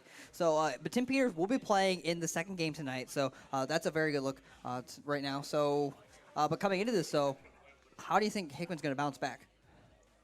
So, I was paying attention to both teams following game one of this match that we have on this Mother's Day, and all of the talk came down to pick and ban phase. What a lot of solo queue players who don't have an experience like the Yukatsu High School Esports League understand is that picks and bans are essential for truly coming out on top. Because if, say, everyone plays to their strengths and does their own job, ultimately it comes down to what champion they picked. Excuse me, allergies. Ultimately, it comes down to what champion they pick and who can execute better in those late game phases. Because we approached, 30 minutes in that game? Yeah. And it really, truly came down to, how can you position correctly, like Evan Young did in game one. And I heard, oh, they're totally going to ban this now after I played this. Or, oh, we should totally ban this because he can only play this one champion. And so it's so fun to listen to both coaches and players being so serious and invested in this pick and ban phase. It's not even playing the game. It's the prelude to the whole thing. And I'm very interested to see what exactly transpires right now as we enter game two's pick and ban. Yeah, exactly. So because we're into the second game now, it has swapped. So on the blue side will be Battle. They're the home team right now, technically. They're still the away team, but they'll be on the blue side. And on the red team will be Hickman High School. First ban being taken away from Hickman, we see the Jana. They don't want Renee Tellman Cookie to play that. Of course they don't. And of course, so we see the Vladimir ban coming towards Battle. Not going to give Cameron Rilling Ocean Clap a chance to carry on his Vladimir more than once this week.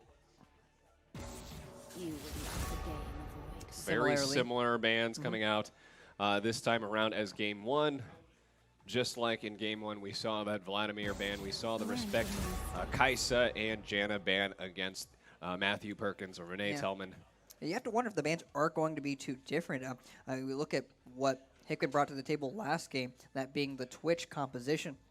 They had a very solid comp. Are they scared of it, though? Are they scared of the Twitch doing that to their team if it's executed a little bit differently this game around? I do see a different ban, though, from... Actually, that's interesting enough from Battle, banning away the Zac. Comfort pick for Scrumpy. That's very interesting, actually. Same way we see the Swain ban being taken away from the red side, so they can't first pick it. So not giving Swain over to Cameron this time around.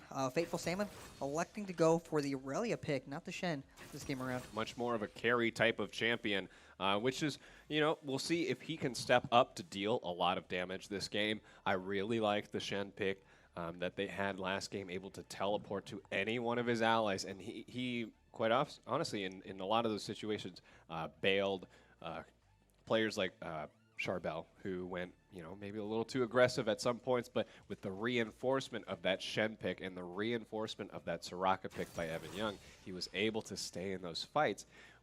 We'll see what exactly they try to run in terms of team compositions this time around. Yes, I like, though, the Ornn pick coming out for Tim Peters. ADAS pretty good. Back in the driver's seat, very comfortable pick for him. And same with Hao, going back on his comfortable Lux pick. For the first game, he did play Karma. Hadn't played that champion before. So back to a more comfortable pick, seeing the Annie being taken away. They don't want Cameron to play that. Very smart man, in my opinion, and so forces Cameron to play somewhat of a different type of champion, not as much of an assassin as much so as a consistently damage-dealing champion, the Medusa, like Cassiopeia. But this time around, again, we have Tim Peters, that's pretty good, back in his role. We've got comfort picks across the board so far for Hickman High School. I think this is going to shake up to be a very different type of match. Yeah, there's the Shen ban, so that explains why Fateful Salmon, Gabriel Clapp, is electing for the Aurelia instead. Kind of more his alley, kind of down the valley, what kind of champions he likes to play. Very much so known for his Riven. So see if he can perform on that Aurelia. Kind of a higher skill cap, higher skill ceiling, mechanically intensive. And but if he can perform, he's doing an excellent job. Maybe lock down the Lux, lock down the Ezreal, and a Fed Aurelia is very difficult to deal with. We see a Misfortune and the Morgana pick.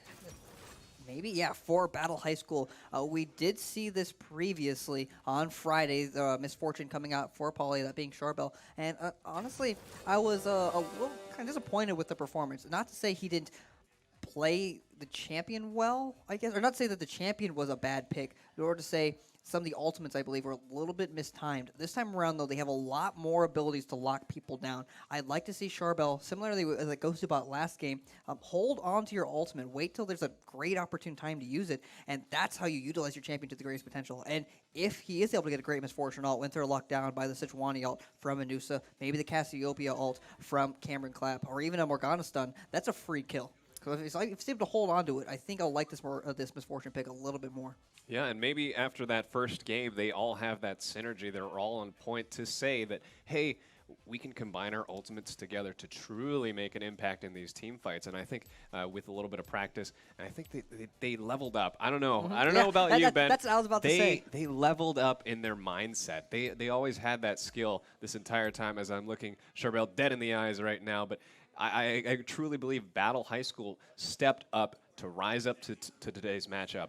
And another point I wanted to make is the diversity in the champions that we're seeing now. Again, some of these players are formerly one-trick ponies. They can only play one type of champion, but after repeated bans going towards them, they quickly learned to adapt to the situation. Hey, I need to play more than just one kind of champion. It even spans beyond, say, control mages, assassins. We're even now finally starting to see somewhat of more aggressive junglers at the very late stage of the Yukatsu High School Esports League. So it's just so fun to watch the development in terms of play style and diversity in this game. I definitely agree with you. The adaptation that's evolved from a lot of these teams, from their compositions, and just from these players specifically. Look at Battle. Last game, they traditionally are in almost 2 losing lanes. It's kind of up to Cameron to hold it together. All of their lanes held pretty strong. No one lost too hard, and it put them in a great position. That's why I like what you said. This team comp is something that is really going to show whether or not they've melded and meshed together as a team. You're picking a composition that really only will perform if they execute together. If they're all on the same page, if they're communicating properly, that's the only way they will win this game with this composition. And if they don't, then it says a lot as well. So I like the confidence going forward and them saying, yes, we can do this. We've come a long way in the last 9 weeks, and we can execute a comp like this properly. I do want to say one key pick in this entire matchup that I am very excited to witness is the mid lane for Hickman High School. That'd be Hao Huang picking his most comfortable champion throughout the entire season, Lux, able to lock down, stun, root, slow, and snipe any champion that he does land these skill shots on. He has been playing very cleanly on this champion. I'm surprised, honestly, that every single high school, not just Battle, but even Rockbridge, Jefferson City, has neglected to ban this champion from Hao, because I'm sure we're going to see later on in this match, even though it may not seem like he's making these incredible outplays or doing huge amounts of assassinations or damage, he does become a very rock-solid backbone for Hickman's squad when he has this character in his hands. Lux, again, when you play like Hao does, when you play as safe as he does, he's never going to get picked off. He's never really in a position to be a detriment to his team, and he just provides stuns, he provides wave clear, and at later points in the game, it's a free kill if he lands his Q, his binding. So he just provides so much for his team without demanding much in return. And it's something that, again, I agree. He's going to be a very pivotal point of this team, and there's going to be so many points that fights are going to turn, or whether they're in the lead or they're behind, that this Lux is going to come to light and just take someone out. Yes, we've seen time and time again throughout the season this Ornn J4 Lux pick, just the initiation from Tim Peters when he is the substitute, followed up with a typically smart ultimate coming down from Bozenred every single time, trapping as many enemies as he can to line up that shot for Hao to throw out not just his E ability, not just his Q ability, but his ultimate as well. Yeah, likewise. I think we talked a lot about Battle's composition, how they're all about synergizing well together, and something we haven't seen them do as of yet, like as a team composition. But Hickman, on the other hand, they've been doing this since week 1. I remember the Lux, I remember the Jarvan the Fourth ultimates combined together in week 1. So Hickman High School's been on that same page from the beginning, and it's going back to kind of a more comfortable look for them in this game, and I like that. I like that decision. They have to win 2 games now if they want to potentially win this series, so it makes sense to go back to a more comfortable play style, more comfortable team comp, just to secure that win in the second game. And it could very well happen as we start Game 2 Hickman A Squad versus Battle A Squad in our postseason matchup for semifinals. They are playing for a championship spot this Wednesday, May 16th. And here we go. The sides have swapped. We have now Battle High School on the left side. I realized the names in the tab were changed. Changed them back. They did not save. So actually, even though it says Hickman High School is blue, it is actually Battle that is blue this time around. So on the left side, Battle High School, they're sitting at a 1-0 record. They are blue side. We have Gabriel Clapp in the top lane, that being Fateful Salmon playing his Aurelia pick. In the jungle position for Battle High School, we have Anusa El Walid being Scrumpy on the Sejuani pick, a very comfortable pick for her. She says before she loves to be her front line, loves to be the tank, taking all the damage and engaging for her team, and that's something that Sejuani is very good at. Yeah, her ults will decide where these they team will plays. land. We did a little bit of practice yesterday during our one-on-one coaching academy hours, and she played fantastically on this champion. Knowing when to peel, when to engage.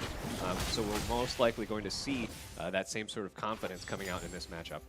And in the mid lane, we see Cameron Clapp, Ruling Ocean playing Cassiopeia instead. Again, a different pick from what we saw from the Annie before, but a champion that we know he's pretty proficient on, and we've seen him carry games before. So let's see this pick into the Lux. Lux does have a little bit more range, though, so this laning might not be as easy as it was for her last game. In the bot lane for Battle High School, we see Evan Young playing Morgana, the Binding Champion. Not as much a supportive style that she won't provide buffs to her teammates. She won't heal them. She does provide a shield that will, it's kind of a spell shield, so it negates any sort of spell damage and magic damage. And Charbel playing Misfortune, the dual-wielding Pirate Lady. Sorry, we're getting ready for the gank coming in from Uncle Angel. Real early level 2 gank coming in from the Tribush, forcing the flash and the heal from Charbel, as well as the exhaust.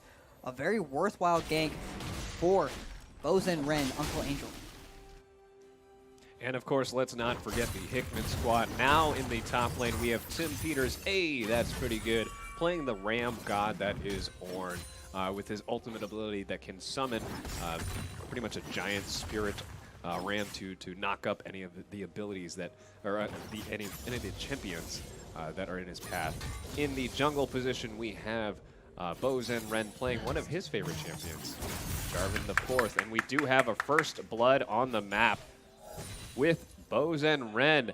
He hasn't even cleared his top side jungle yet. He's decided to stick around bottom lane after forcing the flash and the heal.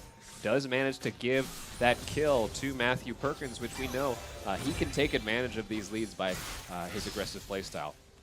Yeah, go ahead. I was just going to finish up the introductions in the mid lane, of course. Hao Huang playing his Lux character. We talked very extensively about this. A very comfortable pick. Will make an impact later in the game.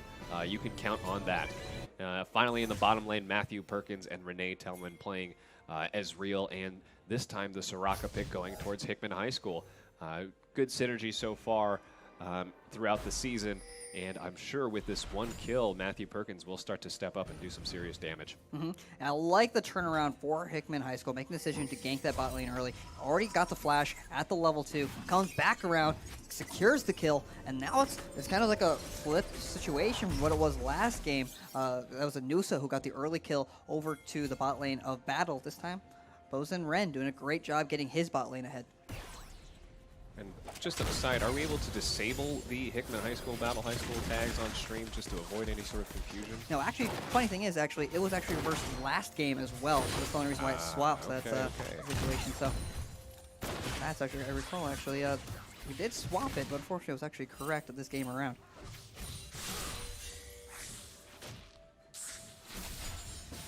I like the pick from Bozen Ren playing Jarvan the Fourth this time around. Much more aggressive, able to make things happen early in the game, as opposed to his Trundle pick. And again, you just see this mid lane matchup between Cameron Clapp and Hao Huang. Hao always going to stay within his, his distance, keeping his distance away from any sort of aggressive plays. No flash timbers this time for Cameron as he starts to chip away at Lux, but he is out of mana at this point. Yeah, back in the top lane, a much more even matchup. Aurelia not going to find too many early kills onto this giant Ornn tank.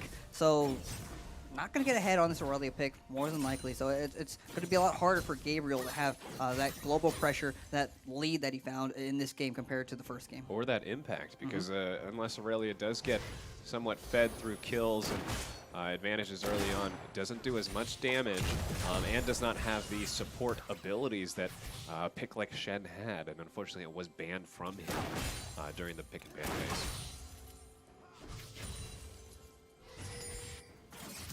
So at around the 6-minute mark, about a 100 goals difference in favor for Hickman High School. Still an extremely close matchup. First blood going towards Matthew Perkins after a classic Bo bot lane stay.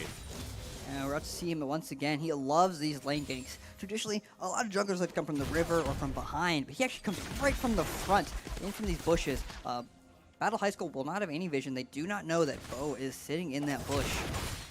If he walks up too far, Bo is definitely going to try to find an engage. They actually do have vision of the other bush. They put a ward in it, so eventually, if Battle bot lane walks up too far, they can find that gank. We know Bo has been super patient in these ganks. We got another kill going in for Battle High School. Yeah, a small clap from the audience.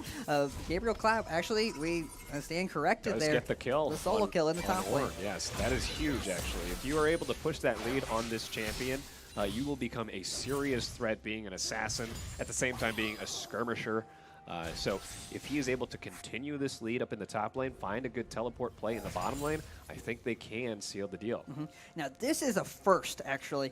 Boz and Ren have kind of looking for those early ganks and sitting in that bush for so long, not finding anything. Battle's bot lane, either knowing that Bo was there or just not falling for the bait. They end up recalling and they waste Bo's time. He's actually down by 20 CS, 20 farm in the jungle.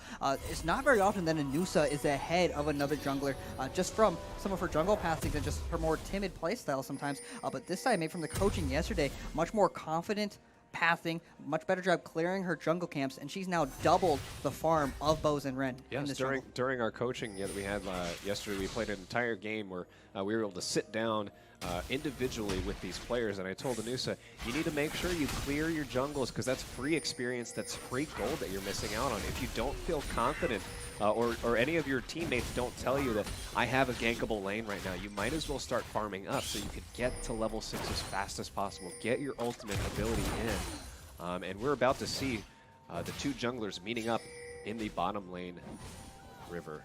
Yeah, Boz and Ren hasn't really been on the top side of his map yet. Still has all of his camps up there. Potentially might look for some pressure in the top lane as we see Gabriel clap now with a significant lead. I shouldn't say significant, but maybe a significant pressure lead now that he had that first kill. He's kind of let Ord know, Tim Peters, I can kill you, even though you are so tanky. He's currently up by 1 kill, up by about 13, 15 CS now. And now with that confidence, he's starting to put wards in the enemy jungler, now able to identify and track Bo in his own jungle. So this gives pretty good advantage. Yeah, great dark binding coming out from Evan Young. The silence will root him in place, though. Cookie, Renee Talman getting real low. Now it's a 2v1 with Ghostubot, also forced to forcing a heal away. And flash from the Hickman bot lane. They now also have pressure with their minion wave crashing into the turret in just a moment. Yeah, actually, if we're looking at the advantages right now, even though the first blood went over to Hickman High School, it is Battle that has the advantage in this game. If you're looking at the CS, the farm differentials, Cameron ruling Ocean, he's currently up by almost 30 CS in the mid lane, 80 to 53. And that's why we see right now all the pressure going in favor of Battle. You see Anusa with the pressure in the river, forcing Hickman High School to kind of stay under their towers. And we'll see exactly how Boz and Ren, the jungler for Hickman High School, decides to play this. All 3 lanes pretty much pushing up against himself. For Hickman High School, we do see an ultimate coming in from Anusa, throwing and stunning the enemy mid laner. They do secure the kill, giving it appropriately to Cameron Clapp in the mid lane. Fantastic ultimate and gank coming from Anusa. Yeah, the main reason why I said yes there is I wasn't sure if Cameron Clapp was going to follow up on that gank by Anusa. He was a little bit out of position there, wasn't walking up. Maybe in a good sense, though, he wasn't giving away that Anusa was there. But both ultimates coming out, Cameron flashes forward to secure the kill. And because of that pressure now gone in the mid lane, they're translating that into the first neutral objective, that being the Ocean Drake for Battle High School. Early lead going towards Battle High School. Teleport coming down from Gabriel Clapp, trying to... does finish that teleport, threatening to say, hey, I'm ready for this team fight. You know, potentially looking for a forces play Hickman in the to back bot up. lane. Five members of Battle High School in the bot lane. Maybe potentially knocking on the door of the first tower. This is actually a play that you normally see from the Hickman squad, is grouping up so early in the game, pressuring for that first tower blood, as they now chip away at the tower and the minion waves that come along. How does come to the bottom lane to help out in any sort of way. He can actually wave clear as opposed to Matthew Perkins. Yeah, Tim Peters maybe a little bit confused on what his role is in this fight. Doesn't have teleport. He actually just walks down to the mid lane instead of pushing his top lane all the way in. Looks like, though, Battle's not going to contest too much. They understand with how they can't push the tower in as quickly as they like. All members resetting back to neutral. And again, that comes down to the discipline that Battle is starting to learn towards the end of this season, taking an advantage, getting that that gank off in the middle lane against Hao, and then transitioning that into a dragon, trying to transition that dragon into the first turret blood, noticing that they can't get it, and resetting. After you reset, you now have gold to buy items. You have that experience, and that in the next team fight, you're going to be that much more powerful. Exactly. Coming to this game now, it's almost a 2,000 gold lead in favor of Battle. Definitely nothing for sure yet when it comes to strength-wise. We haven't seen Hickman High School group quite yet. Seen the signature Jarvan the 4th ultimate on top of the Lux ultimate, that being the Hao and Bo synergy that we've seen so many times from the Jarvan the 4th and the Lux together on this composition. And at a later point in this game, I'm hoping Hickman High School is able to really make some of those calls and pull it together, because right now Battle probably has a lot of the initiative, a lot of the probably the foothold in this game to make the plays. And at the 12, make that almost 13-minute mark. We do see a flash coming in from Bo, getting his first kill of the game, putting down the pressure on Cameron Clapp. Yeah, what we saw previously, we actually saw the Renee Tellman using her Soraka ult to heal Hao, saving his life, and then right there, the jungle mid synergy, like we saw before, or just talked about. He comes right in, saves his mid laner, essentially just locking down that kill, and that's another kill going in favor of Hickman High School. So trying to even it up, and that's what Hickman needs to do right now. Find those picks, find the kills where they can, get gold in their pocket so they can eventually get to that mid-game team fighting point, and that's where they need to be, which is good. Very good for Hickman. Plays like that only really happen thanks to good communications from the teams. Again, Cookie Renee Selman using her ultimate ability across the map thanks to the voice communications that they have here at Yukatsu HQ. Yeah, it looks like Scrumpy potentially looking for a gank in this bot lane. Does have the ultimate, throws it out, forcing the flash from Gosubot. Pauly's a little bit low. It is a 3v2 situation, though. Gosubot running as fast as he can, will avoid the binding. If that binding were to land, definitely Pauly would have secured the kill. In the end, though, Scrumpy does pick up a kill on the Cookie Renee Tellman. In the top side, though, that is currently where Bo is at. Clearing a camp, maybe potentially trying to get a return gank in the top lane. We're actually seeing a teleport all the way down to the bot lane. So Cameron Clapp going for a real risky dive, forced to use his stopwatch to avoid the turret damage. Great job by Scrumpy, though, continuing to take the tower so that Cameron Clapp could escape. Tim Peters, ADS pretty good with his TP to the bot lane. And here we go, like step 4. Hao coming in clutch with his roam down, getting a clean snipe onto Pauly Charbel. They will not get any more out of this fight with the Lux roaming down to the bot lane. Great binding coming out from Evan. Both Ruling Ocean and Scrumpy real low, forced to recall. Hao taking a fair bit of damage, though, from the Dark Binding from Evan Young. Overall, a net 1-for-1 trade, with kills going towards Cameron Clapp and Hao Huang, the both mid laners of this match, ultimately one of the key damage dealers for both sides. And probably a key teleport from Tim Peters. ADS pretty good. Having to teleport to save the bot tower, but because of that, Battle will have TP advantage in just a couple of moments. And Fateful Sam being Gabriel Clapp does a fair amount of damage to this top tower. Probably, though, a necessary decision if they wanted to at least prevent that first tower a little bit longer. We'll see just exactly how aggressive Gabriel makes a play for this first turret. Blood chipping away, 1 minion left, isn't able to take that last sliver of health, and we see Bo posturing for the top lane, seeing if Gabriel will be hungry for actually clinching this first turret. Blood puts down a very smart ward though, right in front of Bo. So we will see if the gank comes through. Again, a very renewed look from Battle High School. Very, I guess, proactive decision making. On the verge of potentially winning a best of 3 in this situation. Now we're seeing both junglers positioned around this middle lane. And I like that from the mid laners. It's your job to position on the side that your jungler is. A whiffed ultimate though coming out from Ruling Ocean. No kill is going to go out. Uncle Angel instead opting to escape.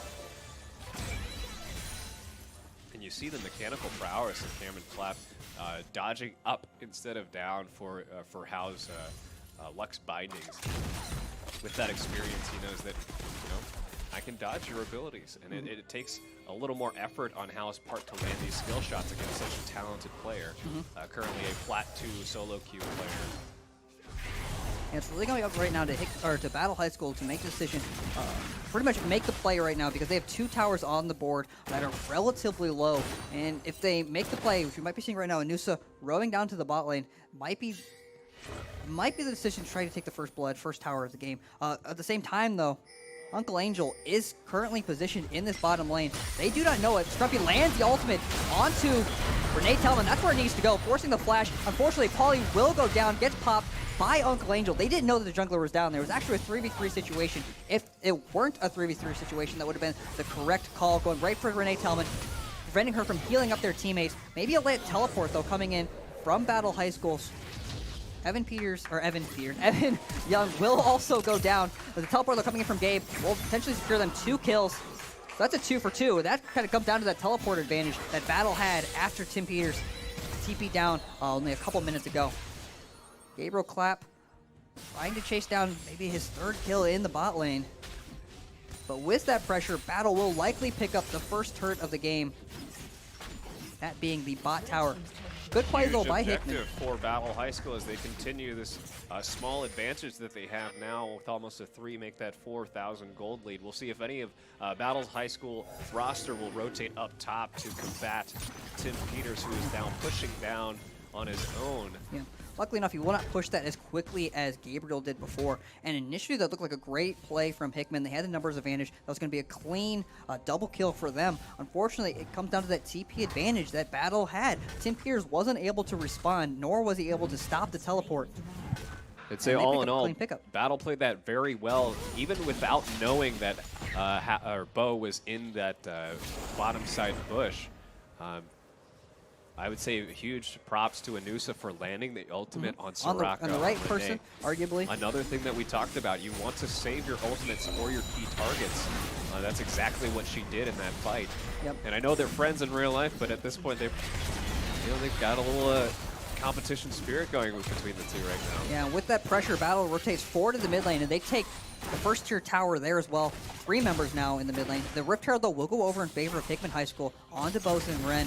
But right now, it is Battle High School that has most of the control in this game. They're only up by 1 kill, but they're also up, though, by 2 dragons and over 4,000 gold. With another turret in the top side, that's pretty easy pickings if they so choose to take it. That's why we see Gabriel Clapp rotating to the top lane, trying to push that in. All 5 members of Hickman High School, though, are positioned now around the mid lane, while they still have waves pushing from the bot and the top side. Probably up to them now to make a decision here, make a call, make a play. We're seeing the Rift Herald being spawned in the middle lane here. 3 members of Battle, 4 members of Battle are here to respond. Chances are they will take out this Rift Herald fairly quickly with 4 members of Battle right there. Gabriel is split pushing in the top lane as well. Yep. Great binding coming out. Lux ultimate also landing, as well as the Lauren ultimate. But it is the Sejuani ultimate on top of Gosubot, locking him in place, preventing too much extra damage coming out. The Aurelia did secure the tower, and now she's coming in for the flank. Gabriel Clapp being spotted by Tim Peters. Battle is able to save what little health is still on this mid lane turret. And let's not forget that the 2 top and bottom lanes are now pushing heavily against Hickman High School right now. They have the pressure to take down even more objectives right now. Battle currently ahead 3 towers to 0. That's what's giving them that huge gold lead in this game. Yeah, half the tower health on the bot second tier is also gone just due to minions. Hickman High School trying to make a play in the mid lane, understanding they have the numbers advantage. They just weren't able to get the picks that they wanted, and it's Battle that kind of comes out net positive there objectively on the board. Again, this is a whole new level for Battle High School as we've seen throughout the season. You know, they mechanically, individually are pretty adept at the game, but now you're seeing these beautiful rotations, these beautiful shot calls in terms of macro play. Let's go for the bot lane. And right after we get bot lane tower, let's go for the dragons. Very smart play coming from Battle High School. And of course, we'd have to attribute that to Coach Salmons, who's done a fantastic job, not just being a coach, but a great mentor and keeping all their spirits high throughout the season. Yeah, interesting build here coming out from Poly, that being Charbel. He's currently sitting on a second item, Guardian's Angel. That means when he dies, he will respawn. And what makes me think the reason why he did that is just because his entire job here is to land his ultimate, just like that. Just like that. That's the battle composition, the battle wombo combo that we've been wanting to see from this comp. Basically, they land all their CC abilities, and then they just pile on the Misfortune ultimate. Just like that, Charbel got a triple kill, sitting at 3-3 record. 2 members of Hickman High School left.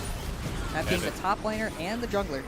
Evan Young landing a good binding to continue this fight on. That's a unofficial quadra kill for Charbel. He now has enough gold to buy probably yet another item to continue their advantage right now. I think about 2,000 gold, and that's very interesting. At first, the Guardian Angel isn't a traditional item that you'd buy second, but because Hickman High School understands that Charbel is the one that's going to be doing all that team fight damage, they're just going to try to blow him up. Uncle Angel's going to jump onto him, Lux is going to try to ult him, all the ultimates are going to go for Charbel, and if he's able to at least survive that initial bush, all those cooldowns, and he can get his ultimate off, Battle's sitting in a pretty good position to deal the damage they need to win a team fight.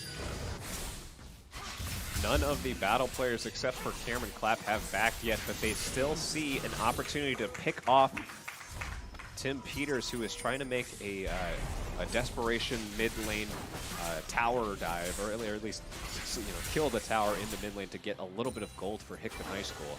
Yeah, again, this is a very different look from Battle that we haven't seen previously in the season, looking much more reminiscent of the Rockbridge Hickman A rosters originally we've seen throughout the season. Great rotation, great job grouping up and finding those numbers advantage and playing to their win conditions. I like seeing 2 different styles of comps that we've seen in this series. It gives me pretty good, I guess, kind of hope that they'll have that confidence that they'll have at least plans for if they make it to the finals of different compositions and maybe an answer for whoever team they face in the finals if they were to win this game. Be it Rockbridge or Hickman B in this case. Yeah, Hickman High School, though, not out of this yet. 4 kills, 2 deaths, 1 assist going over in favor of Matthew Gosubot Perkins. Playing that Ezreal pick, he is significantly strong, securing his Trinity Force, probably locking down potentially, he has 2 tiers right now. So in this position, what is Hickman's job to come back into this game? It's really avoiding the wombo combo that is Battle High School. Likewise, like the way Charbel's trying to avoid dying on that initial push, the initial burst that Hickman's trying to throw with their abilities. If the carries, that being the Lux and Gosubot, don't get locked down by the Sejuani ultimate, by the ultimate from Ruling Ocean, if Gosubot's able to survive on the outside of the fight and all those cooldowns go down, there's a good chance they can just kite around and poke them down. As Ezreal continues to get more items, as he starts getting his tank killing items, he can just stand in the back and just fight in a linear fashion. They just need to not get picked off and have too many people wiped in these ultimates. We're seeing it right now. Jarvan the full forward, try to get on that backline. Just not strong enough though to burst down Charbel. He is so powerful, and because Charbel wasn't able to die and go down from their initial push, they took that fight a little bit too fast. It looks like Battle High School pick up the ace. 3 kills going over to Cameron, 2 kills going over to Charbel. Now with a 16-7 kill lead, Battle High School is looking for this Baron objective. They already have so much tower pressure. Again, 4 towers to 0 against Hickman that this objective will be easy, especially after the ace. Yeah, decisive decision making, instantly rotating the Baron after they got that ace. And still, I know we were talking about this just a few minutes ago, but look at the lane pressure for Battle High School. Everything is pushed up against Hickman, even after how many minutes? I think it was at least 7 minutes of gameplay. They've been continue pressuring every single lane for Hickman to respond. Yeah, and this maybe not have been the fight that they wanted to take. Tim Peters ulting forward, or not ulting forward, dashing forward, and essentially, because they use so many abilities trying to get that pick, just like forcing the engage, Battle's just able to counter-engage. We see the counter Sejuani ult, the counter Cassiopeia ult, and like we said before, they need to avoid those ults if they're to win those team fights. Unable to do because they thought they were engaging, they just get hit by all those abilities, aren't able to deal the damage necessary to take down Sharpbell, who's still sitting on a Guardian Angel, so he's not going to die instantly anyway, and they lose that fight. Good counter-engage by Battle High School. Yeah, that one sliver of health on that turret still means it's up and shooting. Yeah, Ocean Replay Drake brought to you by Veterans United, by the way. Yeah, there's so much action going all over the match. Just don't want to miss any of it. Hal does pick up a kill onto Gabriel Clap in the top lane. Ruling Ocean, though, pick up the return kill onto the jungler instead. That's a 1-for-1 with the Dragon going over in favor of Hickman.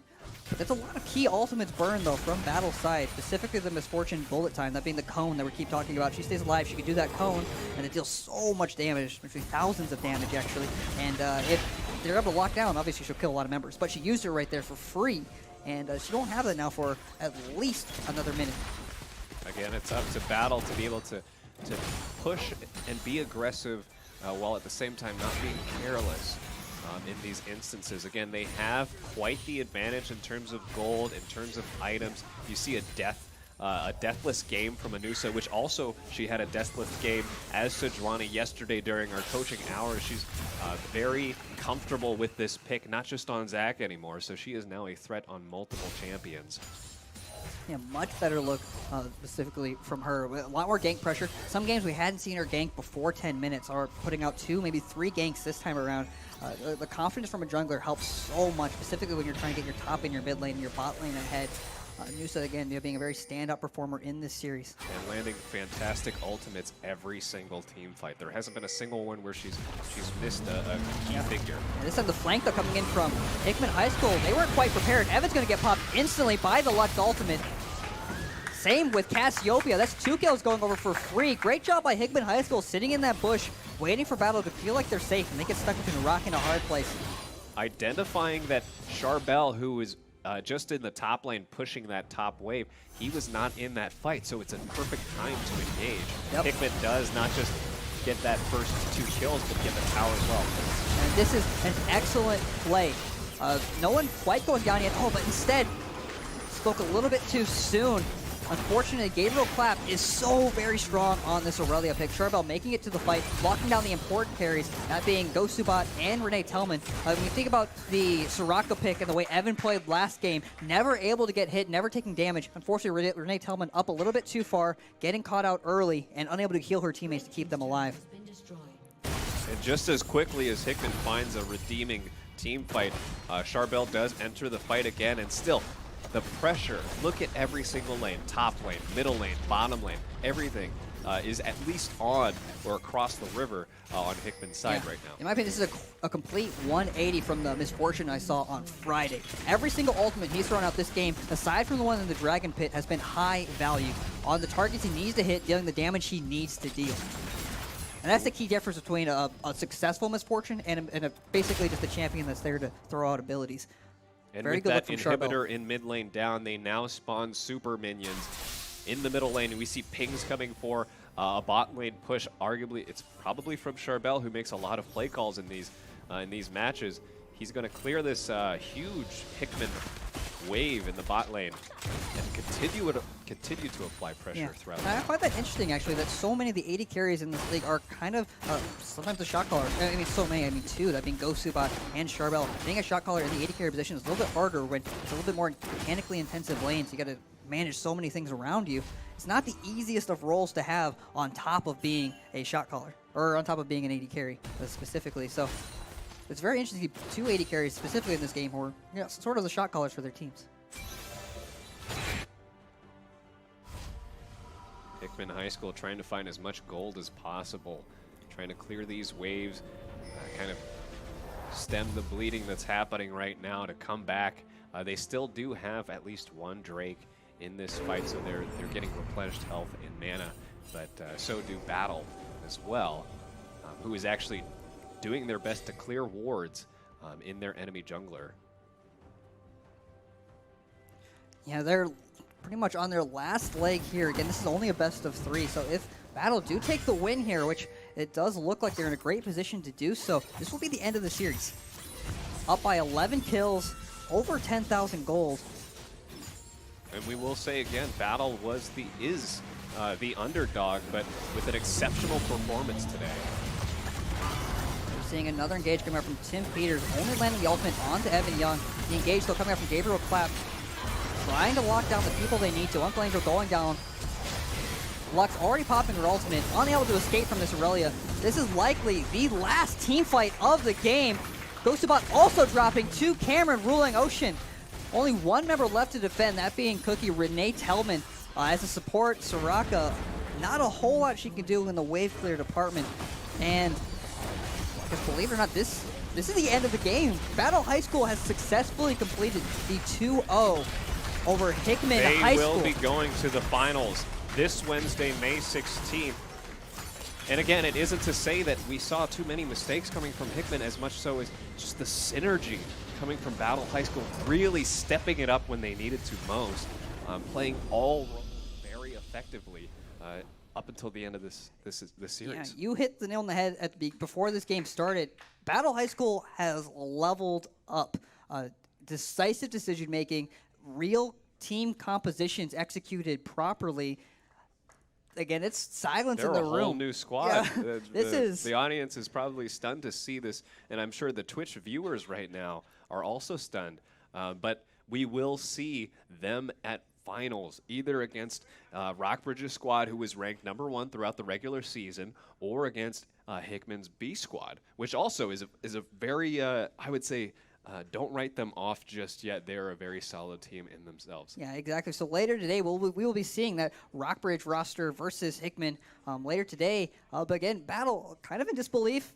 Again, they hadn't won a single game versus Hickman since last year. They hadn't won a game last year and coming this year until last Friday. And now, just from Friday, which is only 2-3 days ago, they've won 3 games against Hickman in a row.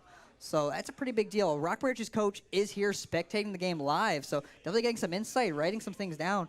He did make the deal with Cameron, is in DMs actually. There's proof that if Battle wins the series, they will give Cameron Vladimir in the series if they make it to the finals as well. That. Holy moly. So Cameron will also get his Vladimir pick at least one game on Wednesday if Rockbridge also makes it to the finals.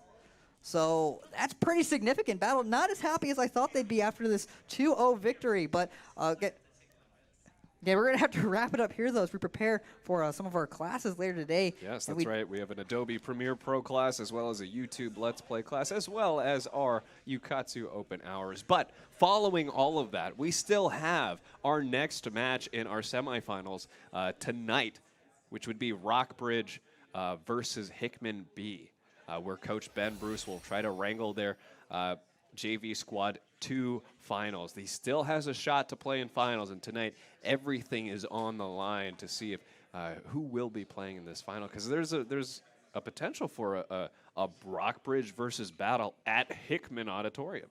Yeah, very much so. That's a very real possibility, and it'd be very interesting to say at least. Again, Battle High School, they leveled up today, and we're gonna see how they prepare though for their games on Wednesday. We hope that they've learned this synergy, this team composition, the macro and the micro plays, and they carry that over to finals, because we know Rockbridge or Hickman A, they are tough opponents. Mm-hmm. Theoretically, if Rockbridge is the #1 team in the league right now, if they move on to finals, that is not going to be easy. Now, they have not won a game against Rockbridge this entire season. So, again, like you said before, also they didn't win against Hickman until Friday. So, it's a very real possibility. But, again, we'll see you guys later tonight as we jump into the last semifinals games. And we'll see you guys in a little bit. Thank you guys for tuning in. Shout out to our sponsors, having Columbia College, Armstrong Teasdale, and Veterans United, and Hawthorne Bank for making this entire league possible. And again, everyone, the entire room is just kind of in awe because this was a very unexpected. Though we whether it don't was have a any 2-0 seniors. No senior, other than on the official A roster for Hickman. No seniors yet. So Hickman's roster will be able to play next year as well. Yeah. Again, no one expected a 2-0, much less or battle winning, much less a 2-0 over Hickman. So again, as people start to calm down and understand exactly what this means, we'll come back later tonight and give you guys an update on what the thoughts are of all the players. But without anything else, though, we'll see you guys later tonight. We're tuning out. Thank you, guys. Have a great one.